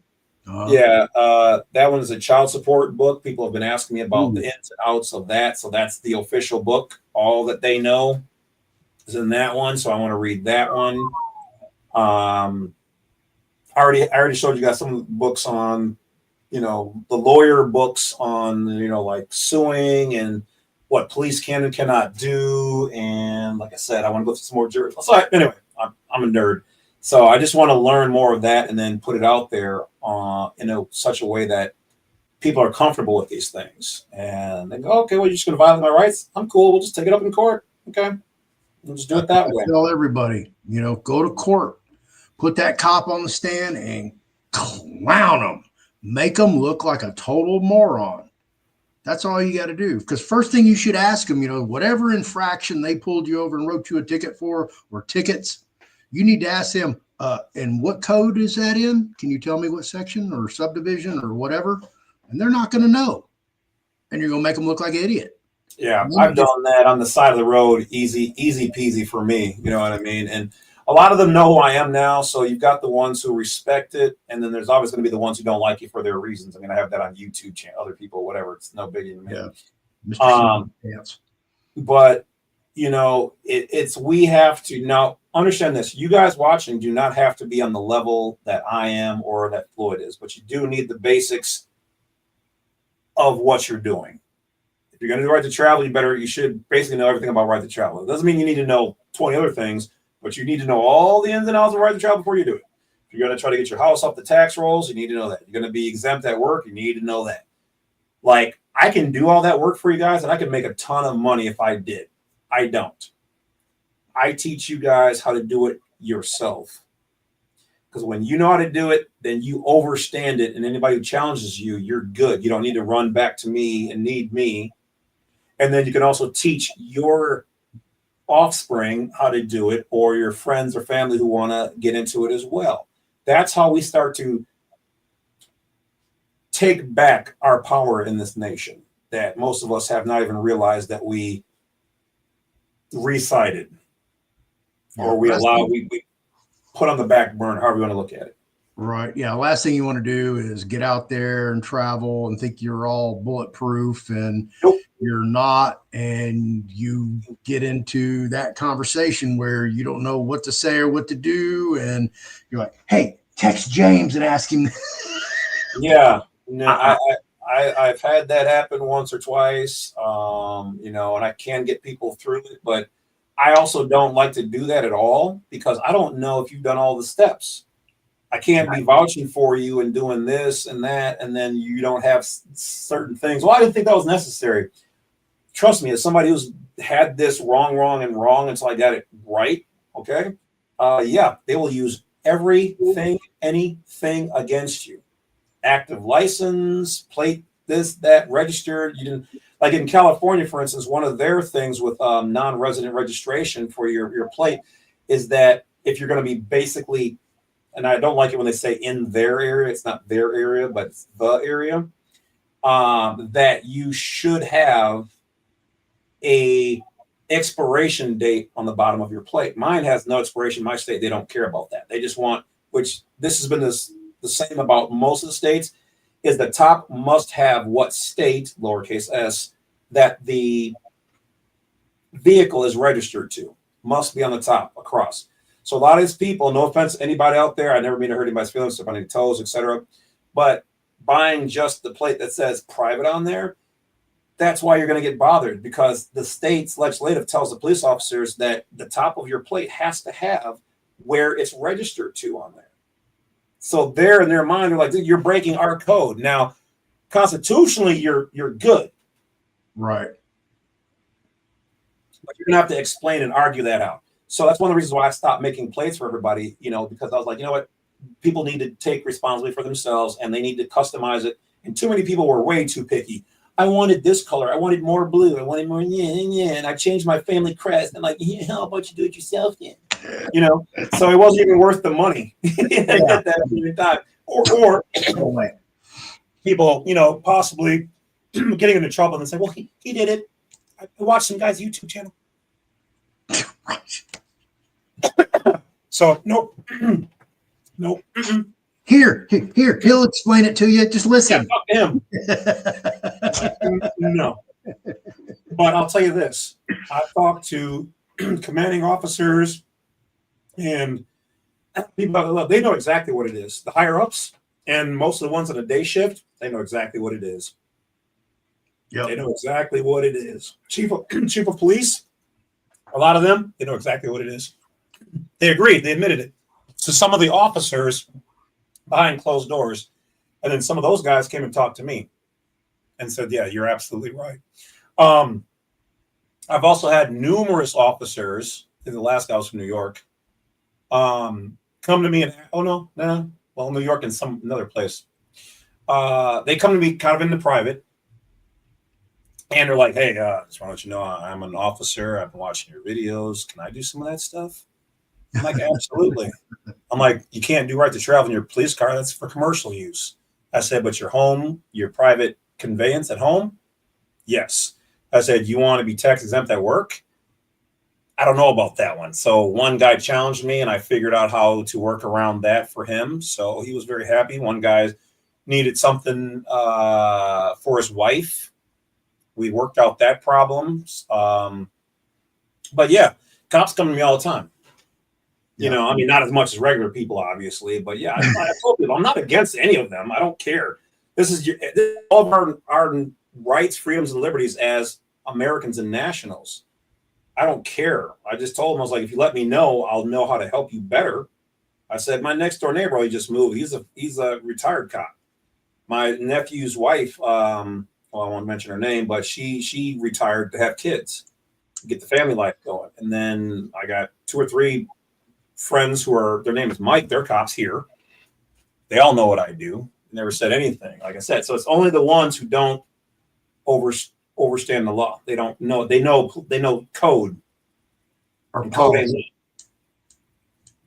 And some of them don't even know the law. They just know, hey, that's not right. I need to hold them accountable. I've never seen that, so I'm gonna, yeah, and that's okay. That just means, well, we'll take it up in federal court and we'll see who's right or who's wrong. And I've kind of put all my money on me. Absolutely. Yeah, we're definitely going to get this rolling.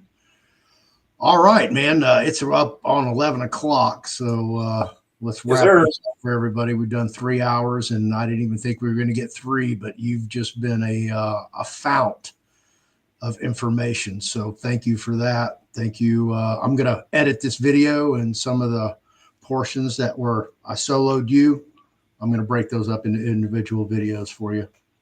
So put those out there. Absolutely. Appreciate your work, sir. Yes. Hands with you. Yep.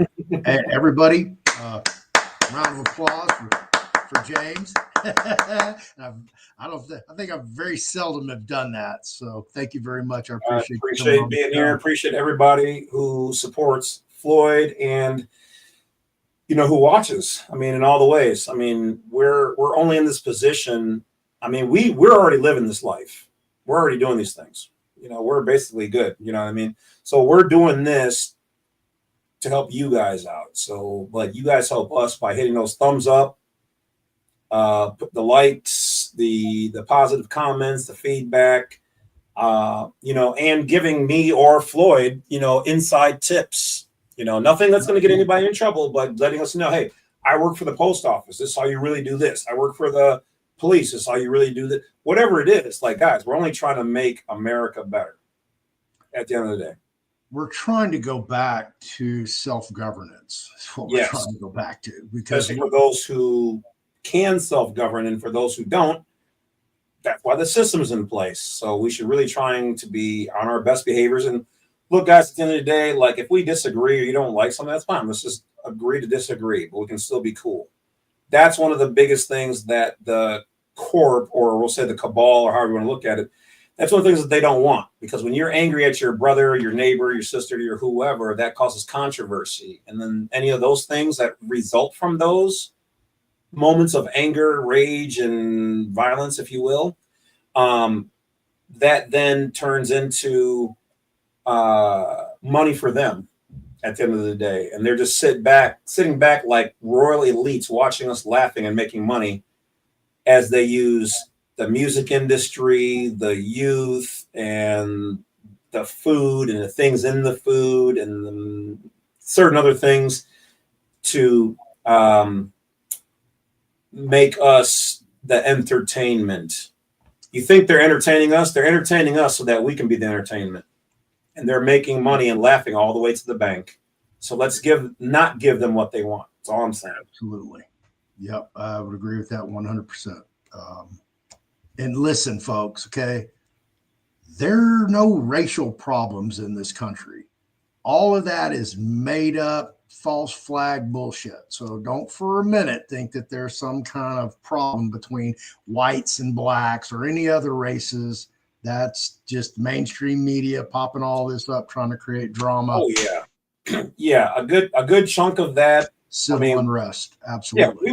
Yeah. We're not saying that there aren't people, maybe some isolated places, blah, blah, blah. But the people, a majority of it is the mainstream media hyped up, because the majority of that is all owned by the top 6 or 7 families out there. So they control what's played and what's not played. And they don't, do you really think that, like, media wants everybody cool and kumbaya? Do you think the police really want everybody to not commit crimes? Do you really think the judges don't want anything to do? Do you really think all these places, do you think they want you making your own music when they want you to listen to theirs? They'd all be out of business. Yeah. This is job security. The more they can stir the pot, which then bleeds over into the good people who don't want any part of that. It always does. Yep. Then that's just more money for them to make.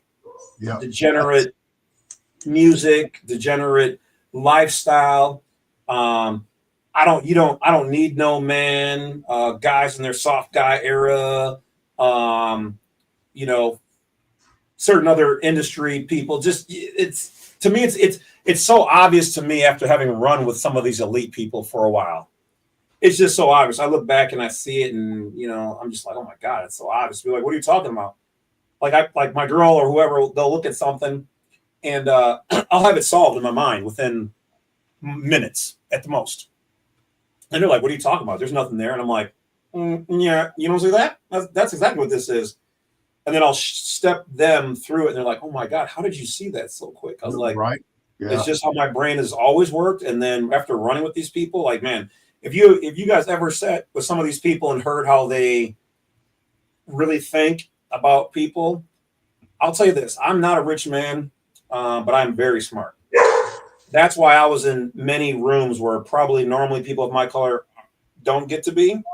And I've had to sit there and bite my tongue while they use the N-word and whatever else, because they didn't see me as that. They see me as a smart person. I've heard it all sitting there, and I had to be like, woo, okay, okay. I'm like, James, you're here for the knowledge. You're here for the knowledge. Get it. Do something with it. But you're in a very special position. So just suck it up, buttercup, get it, and take, do stuff with it. So that's what I did. But yeah, these people, they don't look at us as, we're numbers, if even. You know what I mean? If that. Numbers, cattle, Yeah. And that's fine. I don't really care. What I care about is you guys, the American people, and waking up to what's really going on, at least as much as our pay grade will allow for you guys to know. So some things are above us, but wake up. You gotta get this knowledge. All right. And Floyd is definitely a solid guy who knows what he's talking about. Thank you. Yeah. Very honest, well-spoken. He may hurt your feelings, but you're going to know where he stands. I'll pop your bubble. I will pop your bubble. I might be a little softer on you, but I'm still you're gonna get hammered. That's just how it is. But in general, no, we're awesome people, and we just really are passionate because we were fooled. I can honestly say that, by the system. So don't feel bad, sad, or whatever. And we want other people to, hey, if you want to stay in the cage, you still want to be a U.S. citizen, I have no problems with that. By all means, knock yourself out, little buddy. But for the people who are in the cage and they're like, there's something more going on. I know I'm not supposed to just live my life like this. This doesn't feel right. We're in America. I should not have to pay taxes on almost anything. Why is that? And there's a reason. There are reasons behind it, and it's because you don't know what's going on, and you don't know how to move. You don't know how to use a strawman properly. You don't know how to do commerce, and that's what we are here to help you guys with, is to teach you about the private. You want to be private? Do that. You want to know how to be in the public as a U.S. citizen and move better? We teach that too. There you go. So if you want it, we got it. Blacksite32.com. James C. Lovett, a.k.a. the Badwolf. And when he was a youngster, he was a cub. He's a Cub Scout. Then he became a wolf. And they're like, damn, that wolf's bad. So that's how he got Bad Wolf. That is one of the stories. I've got many. I just made it up. There's many stories on how I got the name, but some people are like, yeah, but you're good. You should be called the Good Wolf. I said, say that to the people in the courts and certain police officers and certain other ones who don't want us to have rights, liberties, and freedoms. Then I'm the Bad Wolf. So call me what you like, except for late for dinner. Exactly. James, thank you again for coming on the show, brother. You've been gracious, knowledgeable, respectful, and the three things that we look for, the three tenets: honor, good faith, clean hands. Thank you, sir. I've enjoyed it. I hope my audience has enjoyed it. And we're going to have to get together a lot more often than, golly, it's been probably a year since you've been on the show. Yeah, like I said, other than my health stuff and then studying and then just taking time with my not exactly new relationship, but, making sure that that's good and solid. So it's just been a lot of work, a lot of personal growth. Even my lady, she noticed and she's helped me with that. So I'm always trying to, remove my, like an artist with it's chipping off the pieces that can reveal the masterpiece is how I look at myself and my life. And so I thought I was pretty good, but I also know that there's probably some areas I could improve. And she's definitely been helping me with that. Sometimes me kicking and screaming, but she allows me to do the same with her. And so this is definitely the best, if not the healthiest and best relationship I've had. So, well, good for you. So, yeah. And I think everybody should do that. Never think that you're at the pinnacle of this is the best you, because if any of us look at ourselves a year ago, 5 years ago, 10 years ago, we can all look at ourselves now and go, man, I can't believe I did that, or I should have been better. And And so let's always strive to improve is all I'm saying. But keep your health, keep your mind, and yeah, just can't stop, won't stop. Just keep going. That's all you got to do. You'll get there. There you go. Wise words from a wise man. All right, James. Thank you, sir. Have Appreciate a great you weekend. guys. Take care. Yes, absolutely. And that was James C. Lovett, the Badwolf, folks. Black Site 23. Go check out James. He's got, man, so much information. It's affordable. I'll tell you that, because there are people out there who are going to teach you a lot less and probably don't have all the answers for a whole lot more. So all we're trying to do is make you aware of who the legitimate folks are out there. That's what I try to do on my show. And believe me, I've gotten taken many, many, many times by fraudsters who say they're one thing and ends up they're not what they say they are. So for the folks that, are legitimate, act in honor, good faith with clean hands at all times, these are the people that I want to bring on the show and do interviews, extensive interviews, and talk about their services, their products, their research, their knowledge, and things that they can do for you in the future. So I really appreciate each and every one of you coming on the show. James talked about hitting the like, subscribe, notification bell, all that. Listen, I could care less how many likes, how many videos, how many subscribers I have. Only reason I ask you to do it is because of the YouTube algorithm, that for other like-minded people that you want to associate with, it allows them to get these videos in their feed and recommended videos. That's why I ask you to do it. Otherwise, I could care less. Okay. My Telegram channel for the last 2 years has been losing members left and right. I've lost 300 members in 2 years on my Telegram. And Telegrams don't lose members. They're always gaining members. And even though you can go to the analytics and look and see that I have more people gaining than I'm leaving, I can't explain why it is what it is. But that's why I've just decided I don't give a crap. So if you do, you do. If you don't, all you're doing is providing a courtesy to other viewers on the social media platform. Believe me, it doesn't benefit me any shape, form, or fashion. I'm not going to wake up tomorrow and even notice whether you did that. Okay. Trust me. So the outro is coming up. So for the next 2 minutes, you're going to hear all the advertisements. We did mention the Mushroom Ladies, Diana and Kristen. So I will be having them on the show soon. We will be talking about their products, the Mush Puppies, and what I'm trying to think of the ones for the horses. But they, horses, dogs, cats. They have food, supplements, chew toys. They were even giving away free harnesses for your animal in vehicles, kind of like seat belts. And they were giving away a whole bunch of them just for free. So I thought that was really gracious from them. And that's James texted me. I might have to call him tomorrow. We had a lot more we wanted to discuss that we were going to do after the show. So it's late and I'll get to him. But again, thank you for everything. I made an error today. I was going to do Tanawa and Jessica live at the Cook County Commissioner's Court. And I did everything except hit the damn live button.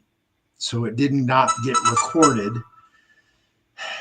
My bad. And it was a fantastic presentation. I'm really livid with myself. So I have my own internal struggles sometimes. It is what it is. Thank you, everybody. Tomorrow night is Friday. On Rumble, I will be debuting Wesley's video that I did yesterday and forgot to upload to Rumble. Exactly what I did with this video. Forgot to upload it to Rumble. So this video will be rebroadcast on Rumble. I don't know when, probably Sunday. But tomorrow I will be at the Great White Slaughter concert, the House of Blues. If you'd like to meet me there, join me. Show starts at 8, doors at 7, slaughter at 8, great white at 9:20. Saturday, I'll have Stuart Handy on the show. If you don't know who Stuart is, he's been a guest before. That's the whole Roger Hilligus story. Go to that video, go to the description. There'll be a 3-part video series if you'd like to get up to date before I have Stuart on Saturday at 8 p.m. Stuart is a former Nevada County Sheriff, Nevada State Trooper. Absolutely. So when James and I talk to you about, hey, we have law enforcement, come on, talk to us all the time, you're going to hear the inside scoop. Absolutely. So tune in Saturday. I look forward to that show. I haven't had Stuart on the show. Oh, God, it's probably been 2.5 years. So he'll be back with a whole host of topics to talk about. So I look forward to that. So thank you, everybody. If I don't see you before Monday, have a happy, safe weekend. God bless you. Come back safe and sound. I'll see you all next week. Thank you very much. Thank you for hanging around after the show. I want to present to you Tailor Made Trust, featuring Ann LaFleur's Trust Series, available at tailormadetrust.com, as well as thefearlessfloydshow.com store.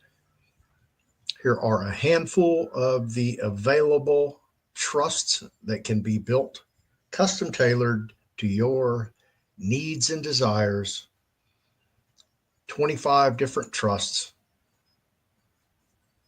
plus the DNA Trust Addendum.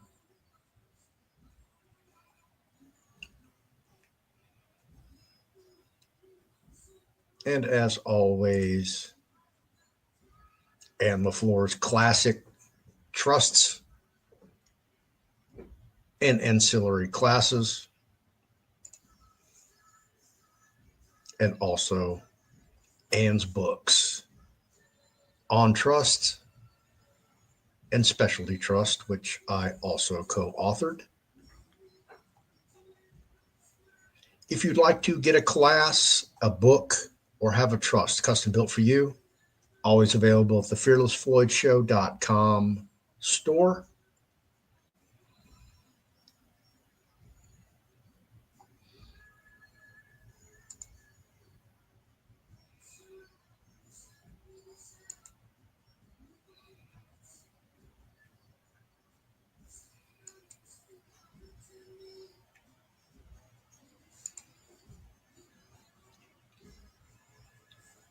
And I'll see you in the next show. Thank you for watching and have an awesome day.